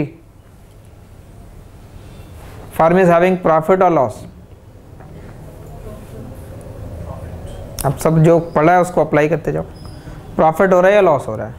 इस quantity पे price ज़्यादा है, average cost कम है, so there is profit. So firm will having earn that profit and at that price P3 it will supply quantity Q3. मैंने इस final diagram के अंदर इस P3 को और Q3 को मार्क कर लिया, P3 और Q3 का एक सर्टेन पॉइंट ले लिया, I get only one point here. Now suppose in market supply curve has shifted. Now supply curve may shift because of more firms entering into the market. Position कुछ भी हो सकता था, more firms are entered into the market. So then now what is the market price now? Now if I take this market price और deliberately मैंने इसको यहाँ plot किया in between these two cost line. So at this price P2, how much is the quantity produced or supplied? Again apply same condition, MR equal to MC. So now MR is equal to MC at this point. So their intersection determine quantity Q2. Now profit or loss? इस quantity पे profit या loss है. For this quantity price is less, cost is higher, loss, but firm will operate और not? Operate, because operating profit हो रहा है. Operate कर रहा है मतलब वो प्रोडक्शन करेगा और सेल करेगा इस क्वांटिटी को. So at price P2 firm supply a quantity Q2, I get second point. ये सेकेंड पॉइंट आ गया, ये फर्स्ट पॉइंट था. मतलब यहाँ जो पॉइंट आ रखा है वो मैंने वहाँ मार्क कर दिया, यहाँ जो नेक्स्ट पॉइंट आया वो वहाँ मार्क कर दिया.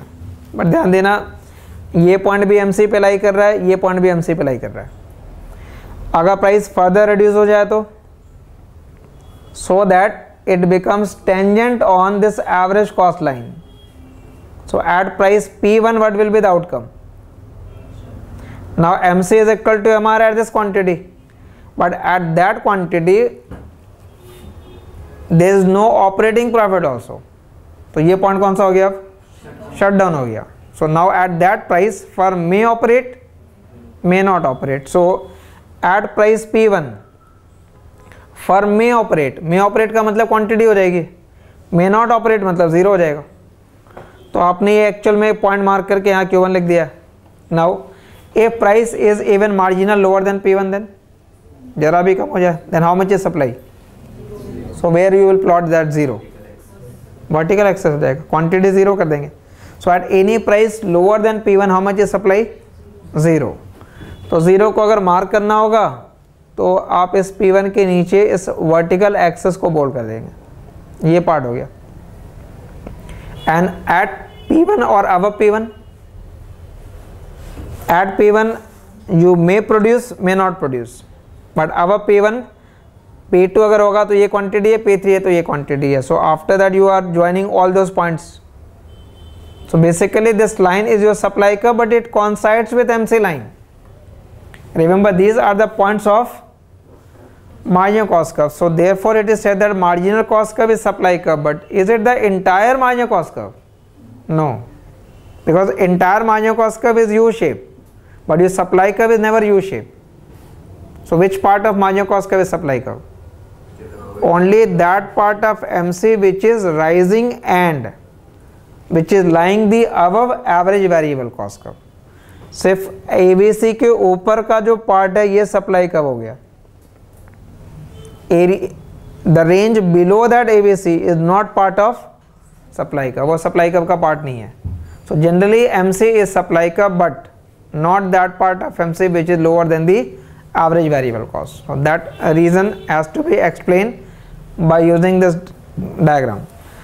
Left side I have used just in order to relate why I am taking different prices. So there are different prices based upon different market condition. Supply may increase because of more firms entering into the market. So you said that in short run more firms. So that means we can take any position. You could have taken either this or this or this. कोई ना कोई condition होगा. But if you have to plot the schedule, then we are expected to explain what? At different prices what will happen.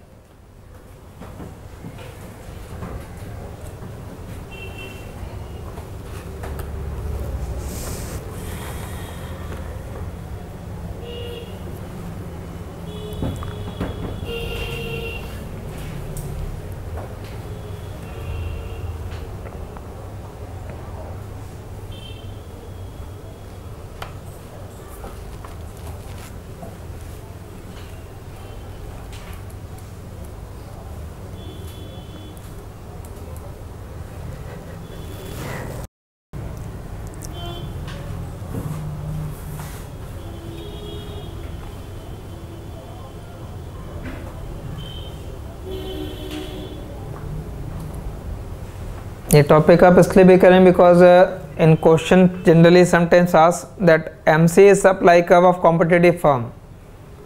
Does supply curve exist for monopoly also? मतलब आप यही topic फिर monopoly में भी करेंगे.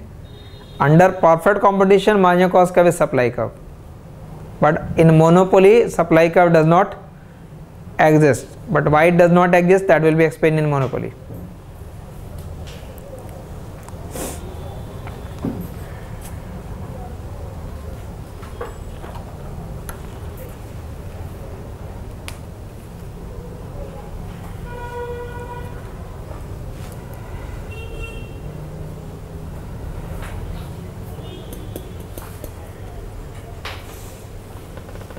Position वगैरह arbitrary है, सिर्फ आपको की पॉइंट्स का ध्यान रखना है. The gap between AC and ABC should be narrowing and MC must be cutting both AC and ABC at the minimum point. Remember in paper for any question you are having hardly 7 to 8 minutes, उससे ज़्यादा का time नहीं है. Within same time you have to draw the diagram, you have to give description also. 19 question has to be attempted within 3 hours. Less than 10 minutes.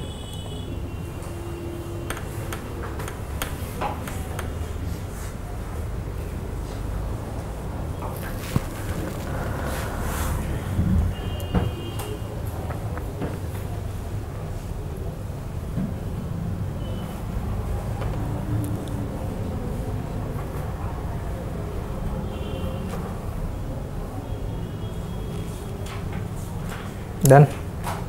Just briefly write down. Supply curve explains relationship between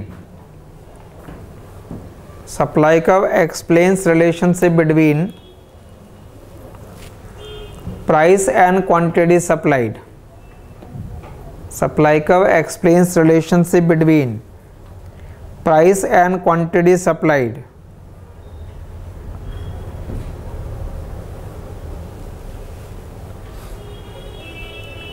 For a competitive firm,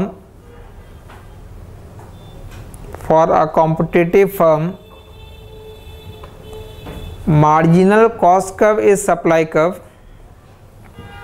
Marginal cost curve is supply curve, but marginal cost curve is supply curve, but it is not the entire marginal cost curve. But it is not the entire marginal cost curve. But it is not the entire marginal cost curve. In fact, it is only that part. In fact, it is only that part. It is only that part of MC curve. It is only that part of MC curve which is rising and lies above ABC, which is rising and lies above ABC. Underline that. It is only that part which is rising and lies above ABC. This is because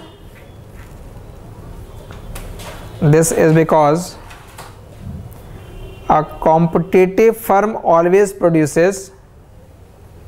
This is because a competitive firm always produces that much output where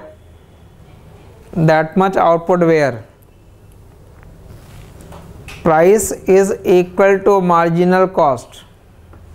That much output where price is equal to marginal cost, क्योंकि price ही उसका MR होता है, where price is equal to marginal cost. But when marginal cost is less than average variable cost, but when MC is less than ABC, then MC is less than ABC, then equating price with MC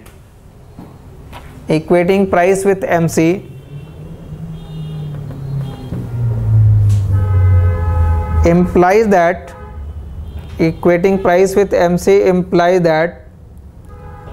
price will be less than ABC. Price will be less than ABC.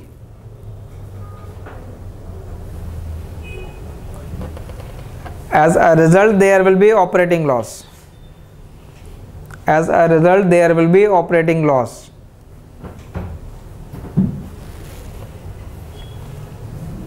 As a result, there will be operating loss, and in that case, there will be no production. And in that case, there will be no production.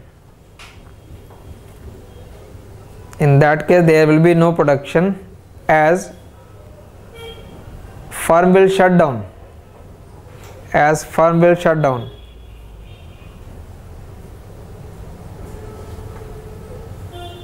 Therefore, only that part of MC which is above ABC, only that part of MC which is above ABC, only that part of MC which is above ABC is supply curve.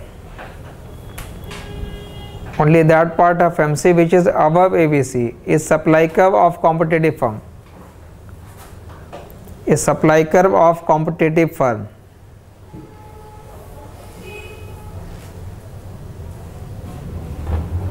Remember competitive market में क्या होता है, firm उतना production करेगा जहाँ पे price equal to MC है, मतलब प्राइस एमआर है, सो एमआर इक्वल टू एमसी होना है. But for all those quantity where MC is lower than ABC, if you equate price with MC and MC is less than ABC, so equating price with MC implies what? Price will become lower than ABC. But if price is less and ABC is more, then operating loss होगा. So firm will prefer not to operate, shut down हो गया. So there will be no supply at any price lower than average variable cost. So this range of supply MC is not supply curve. So this is in terms of short run. Now the one part which is requires more explanation is long run description. तो perfect competition के लिए एक part जो जहाँ तक question में आ रखा है, for that purpose make adding long run supply curve of competitive industry. मतलब परफेक्ट कंपटीशन में इंडस्ट्री का सप्लाई का बनाना है फॉर लॉन्ग रन. नॉर्मली आप सप्लाई का कैसे बनाते हो, polity slope. If question says can supply का बी नेगेटिव,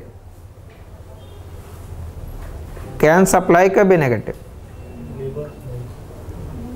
नाउ सप्लाई का कैन बी नेगेटिव, सप्लाई का can be negative, but supply curve will be negative under decreasing cost industry. Supply curve may be positive, usually it is positive, it could be horizontal also, or it could be negatively sloped also. So when you explain this long run supply curve of competitive industry, remember when I say long run, it means entry and exit is allowed. Firms can enter, firms can leave the market. So in the case of supernormal profit, what will happen? Firms will make entry. Due to that entry, price will start declining because there will be more firms in the market.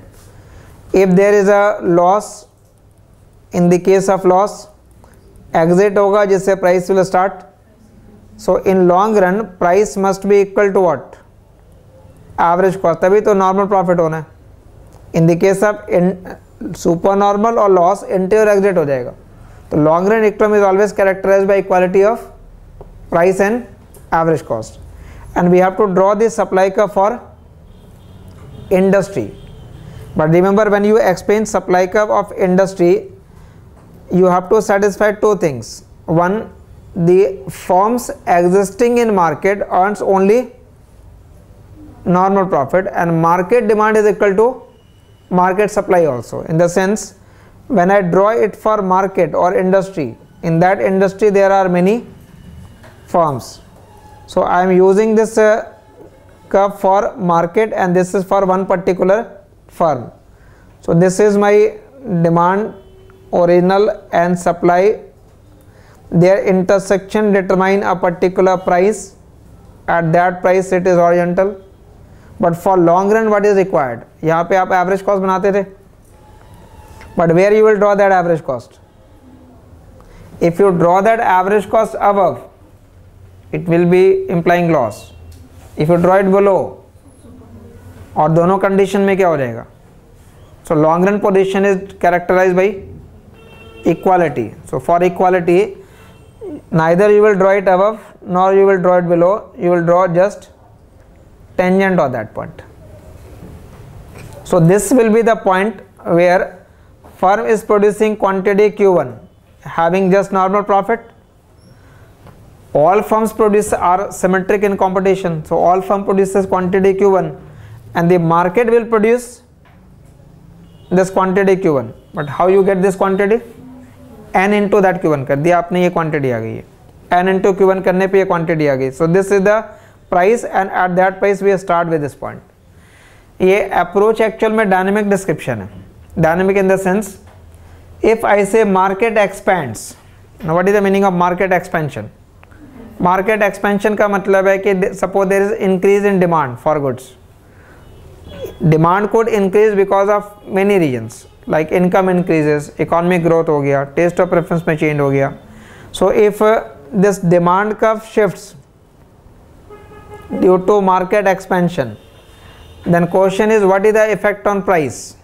अब जरा पहले step पे ध्यान दीजिएगा, उसके बाद लिख लेना. When demand curve shifts, what is the effect on price? It increases. As price increases, it becomes greater than average cost, because to begin with it they were equal. Now as price will become greater than the average cost, it will imply due to that supernormal profit new firms will enter, so there will be entry. So new firms will enter into the market to produce goods. Now as obviously supply curve will shift, as new firms will enter, this supply curve will shift. But when new firms enter into the market, in before supplying goods they have to produce that goods.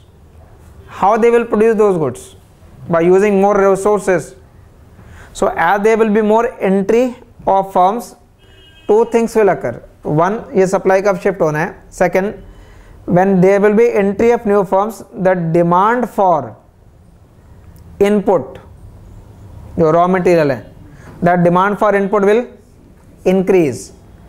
As demand for input increases, what will be the effect on price of input?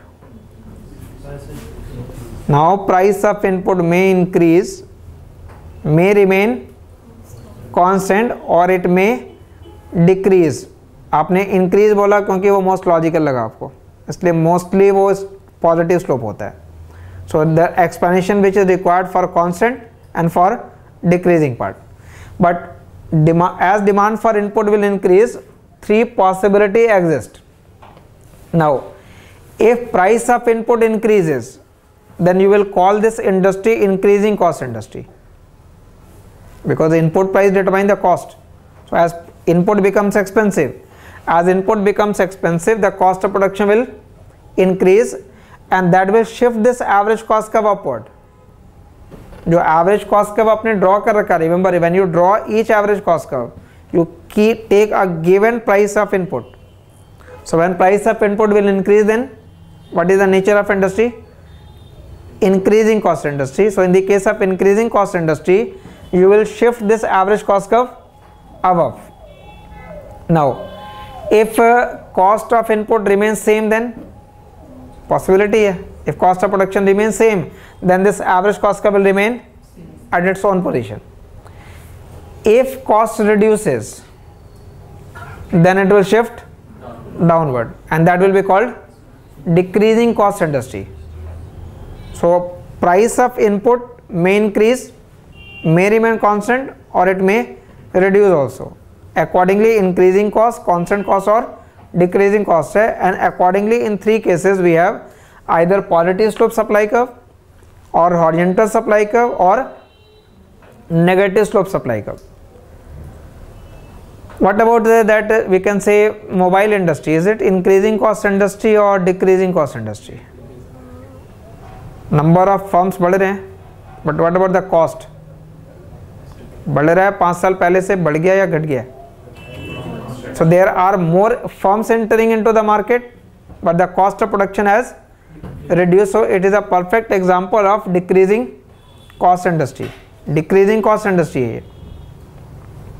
So there are many examples of generally decreasing cost industry arises because of technological changes.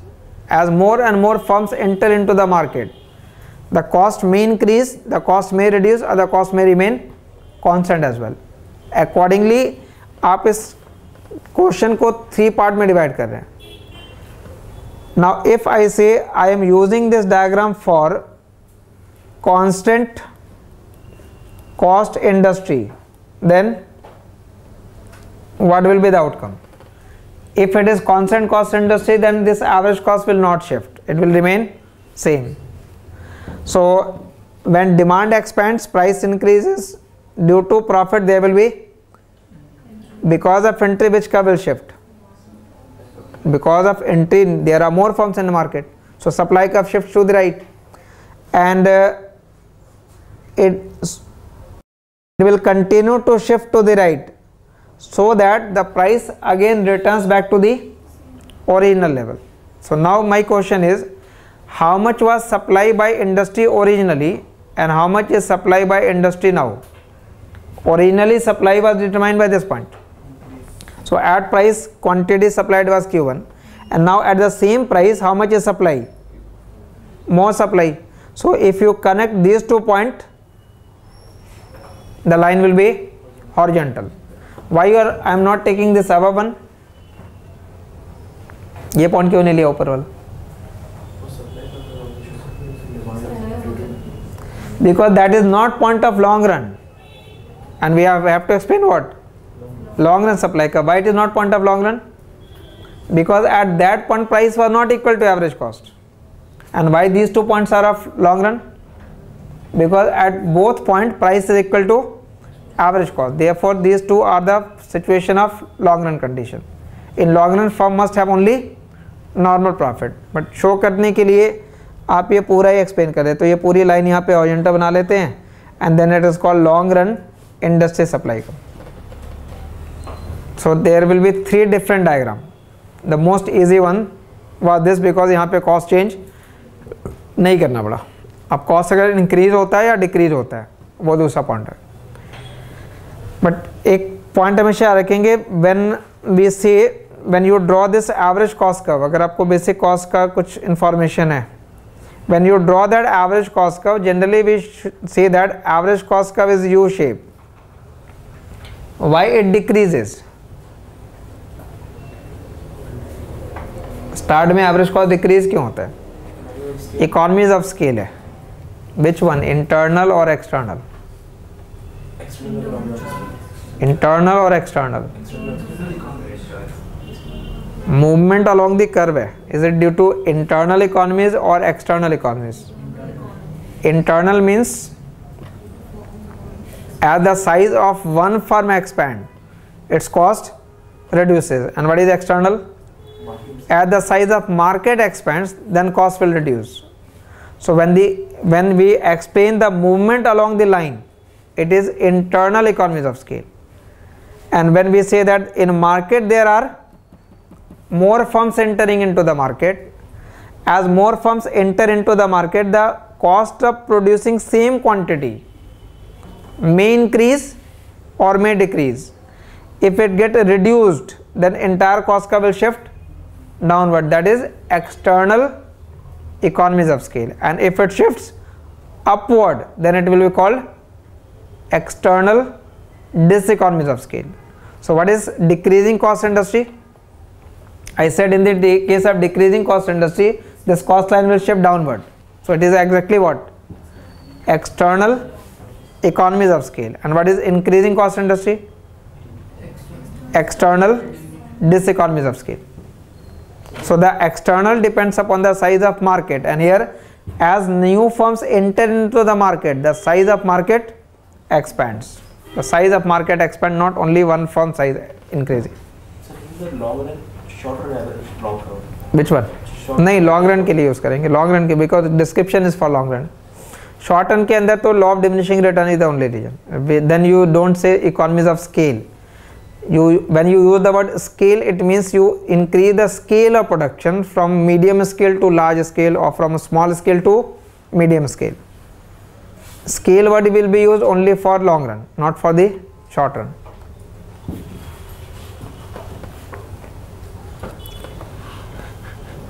ठीक है, first introductory part पहले लिख लेना diagram से पहले। Long run industry supply curve, long run industry supply curve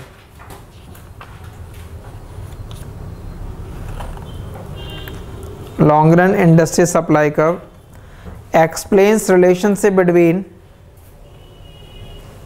long run industry supply curve explains relationship between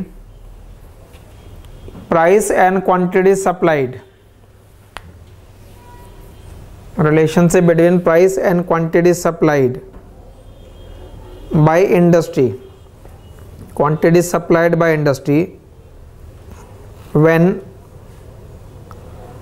all firms in industry earns, when all firms in industry earns normal profit, when all firms in industry earns normal profit.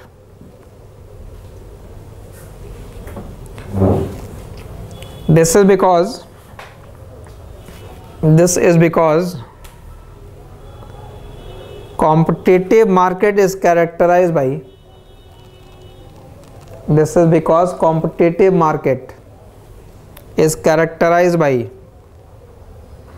feature of, competitive market is characterized by feature of free entry and exit, characterized by feature of free entry and exit.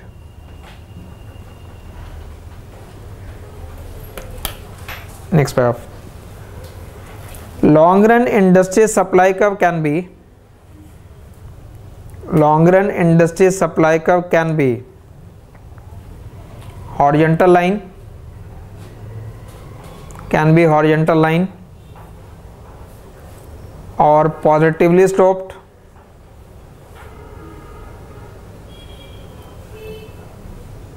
or negatively sloped. Horizontal line or positively sloped or negatively sloped. This depends on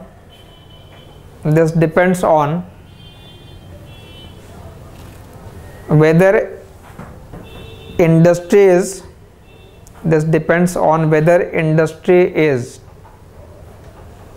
a constant cost industry, B increasing cost industry, and C decreasing cost industry.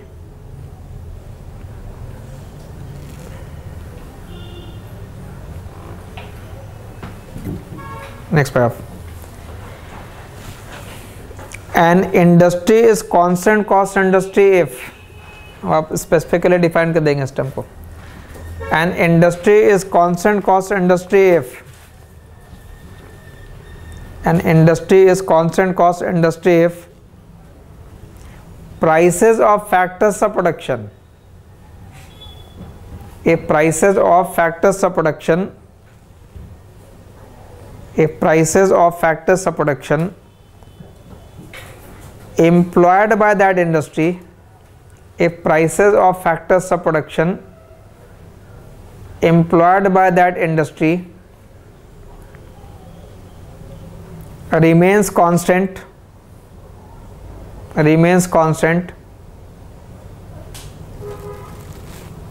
as industry output expands, as industry output expands.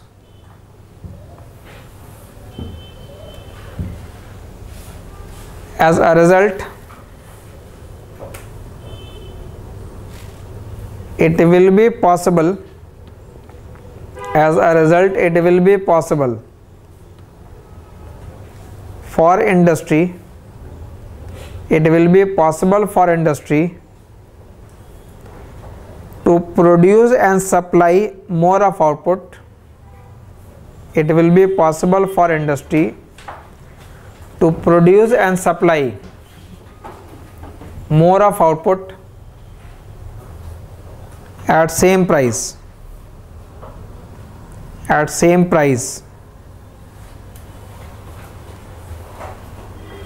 As a result,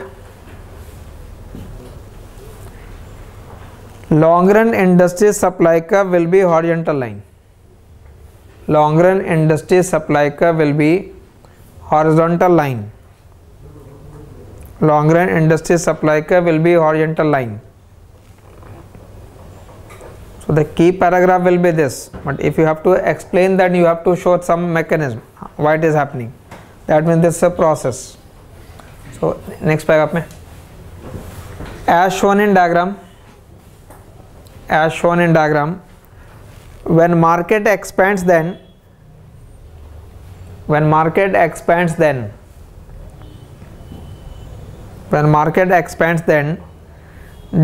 curve shifts rightward. When market expands, then demand curve shifts rightward.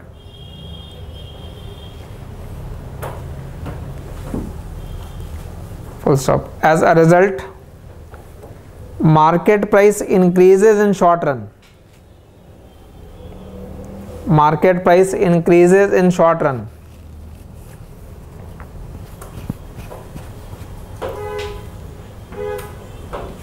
Due to this, existing firms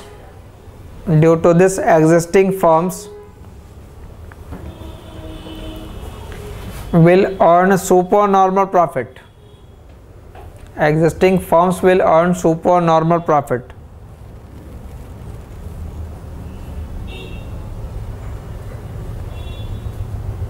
As a result, new firms will enter into market. New firms will enter into market.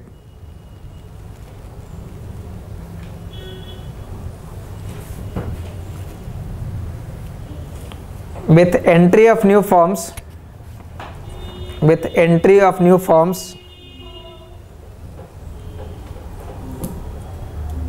there will be increase in demand for input. There will be increase in demand for input. There will be increase in demand for input. But under constant cost industry assumption,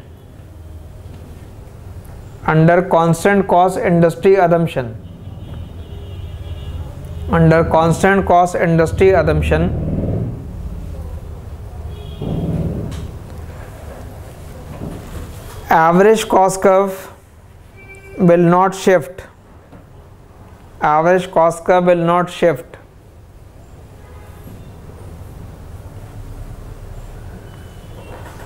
So price will return back to original level.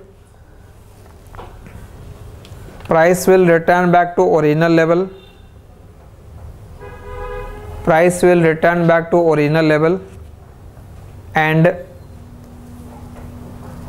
at same price, more quantity will be supplied. More quantity will be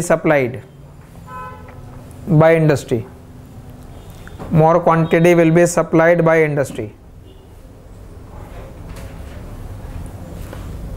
ठीक है, अगर आप चाहो तो MC draw करो, अगर नहीं करना है तो इग्नोर भी कर सकते हो. मिनिमम पॉइंट पे प्रोडक्शन होना है. तो ये बेसिक पार्ट सिर्फ ये हो गया, इसको आप रिलेट कर लो फॉर इंक्रीजिंग और for constant industry. Diagram draw कर लिया. जो भी एक्सटर्नल इकोनॉमीज होता है वो साइज ऑफ मार्केट के ऊपर डिपेंड करता है, and the size of market is changing because of entry of firms. As more and more firms enter into the market, the cost of production may increase. What about we can say, as there will be more and more institutes in this area, is it increasing cost or decreasing cost? This industry is increasing cost industry or decreasing cost industry? Is cost of production is reducing as more firms enter, or is cost of production increasing as more firms enter? If all firms want to set up their institute in the same area, the land will become very expensive, the rental cost becomes very expensive. ठीक है, वो depend, तो वो जो part आप उसको relate कर रहे हैं वो इनपुट के ऊपर डिपेंड करता है. It vary from, remember we are referring to, we are studying micro, so we are referring to one particular industry. In that industry it may happen. What about aviation industry? As more and more airways enters, the cost is increasing or decreasing? ठीक है, अब ये अगर increasing मतलब you can provide logic for both. ठीक है, आप उसको increasing, अगर cost of production increase हो रहा है then it is an increasing cost industry. If cost of production is decreasing, मतलब cost of providing the service, whether it has increased or decreased, don't introduce the concept of competition here. Competition की बात नहीं हो रही है यहाँ पे, सिर्फ argument ये है कि as more and more firms enter, what is the logic which reduces the cost, why external economies arises. So if in a market there are less firms, so for those less number of firms we have this average cost curve. Each firm is producing, let us say, a given quantity. Now as more firms enter into the market, why cost of this firm get reduced? अगर ज़्यादा firm हो जाएंगे तो इसके cost of production कम क्यों हो जाएगा? Remember, when there are more firms entering into the market, they will be realizing some economies, but it is external in nature. Why it is external in nature? External in the nature because the size of this firm is not expanding, the size of market expands. But what happens when the size of market expands? Why you get any product at a lower cost when you buy it from a wholesale market as compared to the retail market? Why cost get reduced there? तो basically वो concentration है firms का, but concentration से cost कैसे कम हो गया? It is not just competition. There are some economic rationale, economic logic है. Why we have export processing zone, special economic zones? Why through clustering of firms in one area reduces the cost? Now remember, अगर ये cluster नहीं होते तो scattered होंगे अलग अलग. जो भी गुड्स को प्रोड्यूस कर रहे हैं उस गुड्स को प्रोड्यूस करने के लिए उसे किसी ना किसी इनपुट की जरूरत है. The input supplier has to supply input to firms placed differently. Now if all those firms are clustered in one area, then इस इनपुट सप्लायर के लिए cost of providing that input will become, transportation cost save हो गया. Bulk में quantity वो supply कर रहा है तो उसकी वजह से भी उसका कॉस्ट रिड्यूस हो जाएगा. If earlier this input was demanded by only 2 firms, now the same input is demanded by 100 firms. So this firm will also produce goods at a large scale, realize the benefits of cost, and that will be passed on to the other firms. So generally when the size of market expands, the per unit cost, if it get reduced, then you will call it external economies. So why China is able to produce large number of consumer goods at so low price? वो concentration है actual में, in one area वो zone है. So there are many firms operating in the same area and thereby they are able to reduce their cost. They are able to supply more, not at a higher price but at a lower price. So what will be their supply curve? You can say their supply curve is negatively so. They are supplying more at a lower price. So supply curve will be negatively. तो next part में सिर्फ increasing cost industry लिखेगा. ये part international economics के अंदर भी आएगा, इसलिए आपको यहाँ एक्सप्लेन करें. International economics also you have to explain that part. Next paragraph करना. An industry is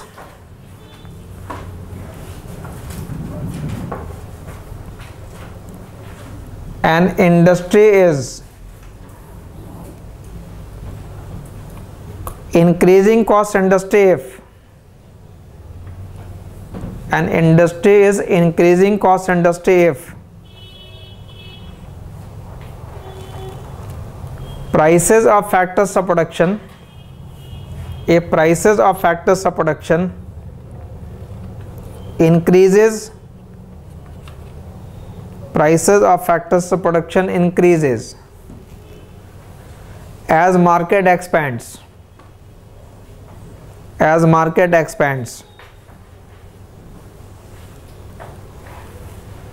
generally it arises due to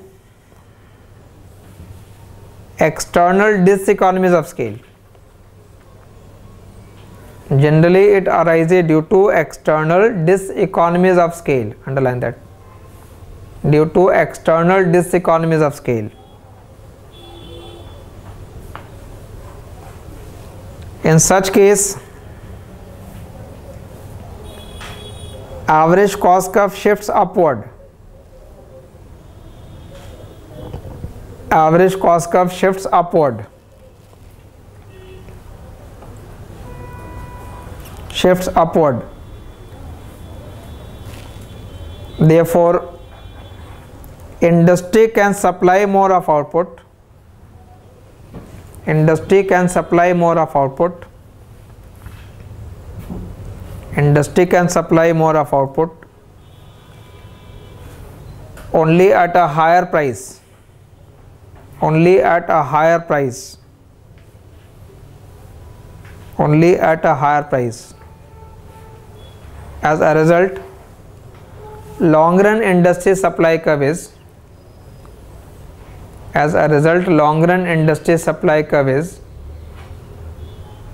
long run industry supply curve is positively sloped.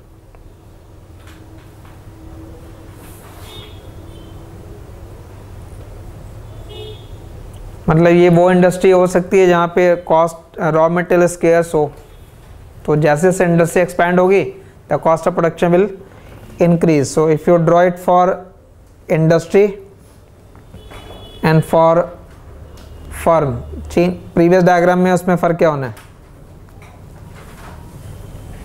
Now cost का will also shift. So initial point is same for all diagram. Their intersection determine a specific price. At that price you draw AC, which is tangent.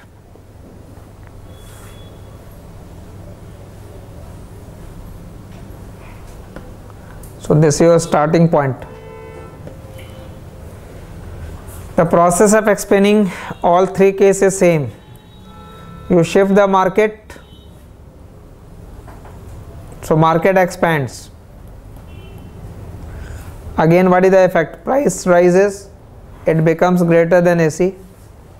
Therefore, profit will attract more firms in the market. Entry की वजह से दो चीजें होनी है. This supply curve shifts and this average cost curve, because now it is increasing cost industry. As more firms enter, cost will also increase. That means for new firms, they are facing a higher cost. For new firm, they are facing basically a higher cost. So what will be the final outcome? As compared to previous diagram, now price will decrease because of entry, but it will not reduce to the original level. Because अगर आप original level पे price लाते हो तो average cost तो shift हो गया. So you have to draw both. On the one hand, this will shift up. On the other, and they will always continue to shift in such a way that in long run price must be equal to what?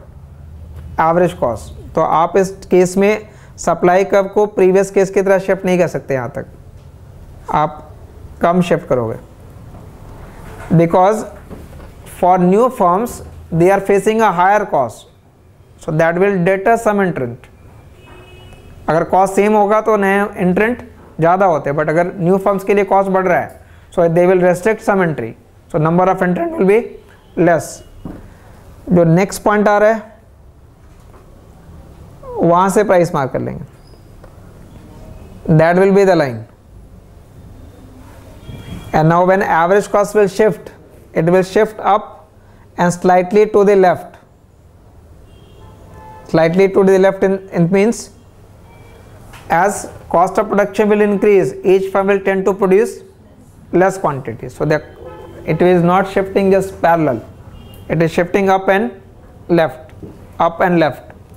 So if you draw the MC, then you can draw one MC from this point and another MC from this point. firm produces less quantity. What about long run industry supply curve? Which one is long run industry supply curve in this diagram? What was the first point? P1, all firms were having normal profit, and at this price also all firms are having normal profit. So first point and the second point, by joining these two you get positive slope line. This is your long run industry supply curve. Increasing cost industry में positive हो जाएगा. Complex हो तो या MC को draw नहीं करना फिर. ऑल्दो मैं कोट्सियानिस चैप्टर 5 रेफर किया गया आज की क्लास में complete. We have referred chapter number 5 Koutsoyiannis, all description.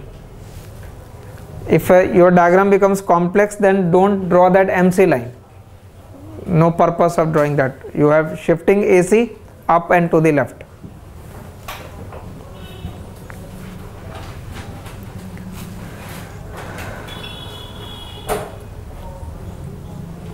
That means in the case of constant cost, you will shift demand and supply both in equal magnitude. In the increasing cost, you will shift demand more and supply, and in the case of decreasing, demand less, supply more. So after that, last description, last definition लिख देंगे. The explanation for all will remain same. The last one. An industry is decreasing cost industry if an industry is decreasing cost industry, an industry is decreasing cost industry if prices of factor of production, if prices of factor of production decline, if prices of factor of production decline as market expands, as market expands,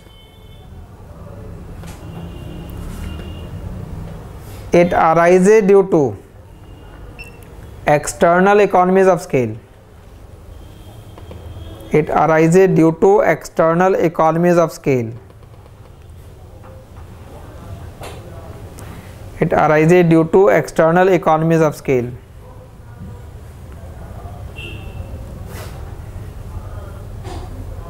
External economies arise due to technological innovation, or due to concentration of firms,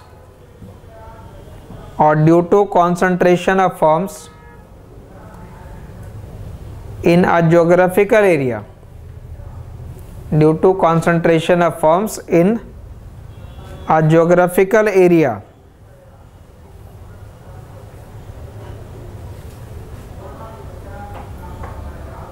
In a geographical area, so that there could be benefits,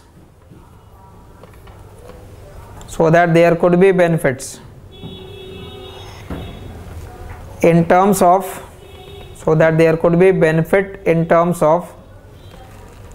specialized input supplier,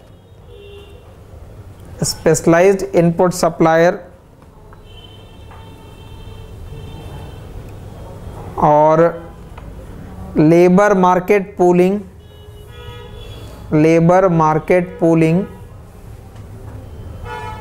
and knowledge spillover,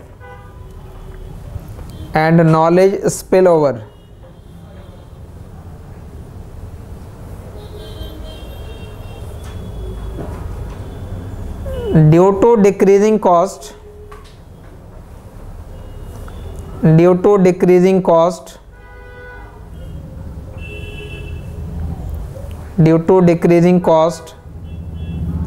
industry is able to supply more of output.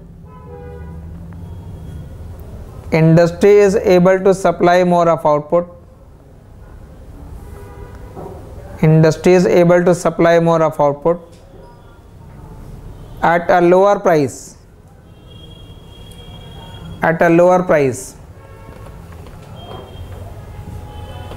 So long run industry supply curve is long run industry supply curve is negatively sloped. Long run industry supply curve is negatively sloped. ठीक है, in all case you start with the same one. अब आपको मालूम है यहाँ पे graph में क्या करना है, वो पॉइंट्स बिल्कुल क्लियर होना चाहिए. कांस्टेंट में you have to shift equally, increasing में demand shift more, supply less. Now तो जब आपको मालूम है सप्लाई ज़्यादा शिफ्ट करना है, then to begin with you will shift supply demand curve less. Process वही है. Again price rises, it becomes greater than AC. Profit है और प्रॉफिट की वजह से एंट्री एफ फर्म है और एंट्री की वजह से दो इवेंट है.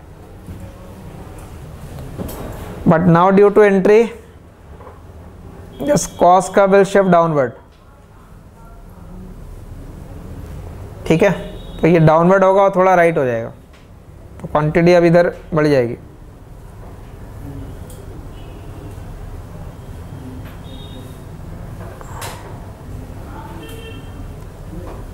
And this will be the point, so you have to shift supply का more.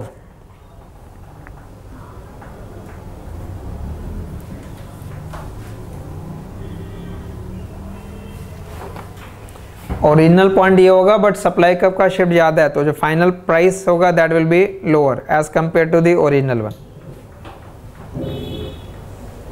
Final price will be lower as compare to original. So first point and second point, after that you can connect these 2 points to get long run industry supply curve. Better is always that show this diagram first, then accordingly draw the right one. मतलब यहाँ से price mark कर लेंगे तो ये price की line मुझे मिल जाएगी. आफ्टर दैट मुझे जो एवरेज कॉस्ट बनाना है वो टेंजेंट बनाना है. So that step should be later on.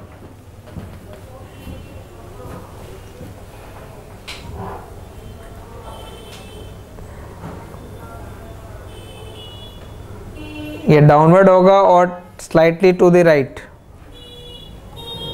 Arrows can show the direction in which direction it is shifting. Pooling in the sense you get specialized labor, same worker is working in many firms, so one person gets, for example, suppose generally we find why all software firms are located in and around Bangalore, or why most of the movies are shooted in and around Bombay. What is the economic logic? Suppose if they are located scattered, then actor के लिए problem है, technician के लिए problem है, equipment को shift करना होगा, और अगर एक ही जगह है तो कलेक्टिव है, so that reduces the cost. Then ठीक है, क्लास नंबर 1 में यहाँ तक देखिएगा. आज की क्लास में जो रेफर किया, we have done basically chapter number 5 perfect competition from Koutsoyiannis mostly.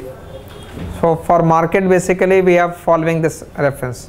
कोट्सानिस refer कीजिएगा चैप्टर नंबर 5. ऑल्दो रेफर की ज़्यादा जरूरत नहीं है कोट्सानिस वाली बुक को, जो क्लास के अंदर आप लिख रहे हैं जस्ट फॉलो दैट, उसको आप फॉलो करते जाइए. But main thing always whenever you go by the syllabus, जो मार्केट के क्वेश्चन है वो देखते रहने. Ultimately you have to write that answer. तो market will continue tomorrow. Market has perfect competition, monopoly, monopolistic and oligopoly. Syllabus के अंदर जो लिखा हुआ है that is only monopolistic and oligopoly. तो we can say this is not written perfect competition, but will continue with this market form. We have done just this one. Important part well the oligopoly है, so we may begin with first and then monopolistic and then we can cover monopoly. But this was since basic for all market, इसलिए वो important है, इसलिए इसको पहले किया. After that you can take any market. ठीक है, so tomorrow we will continue with this oligopoly.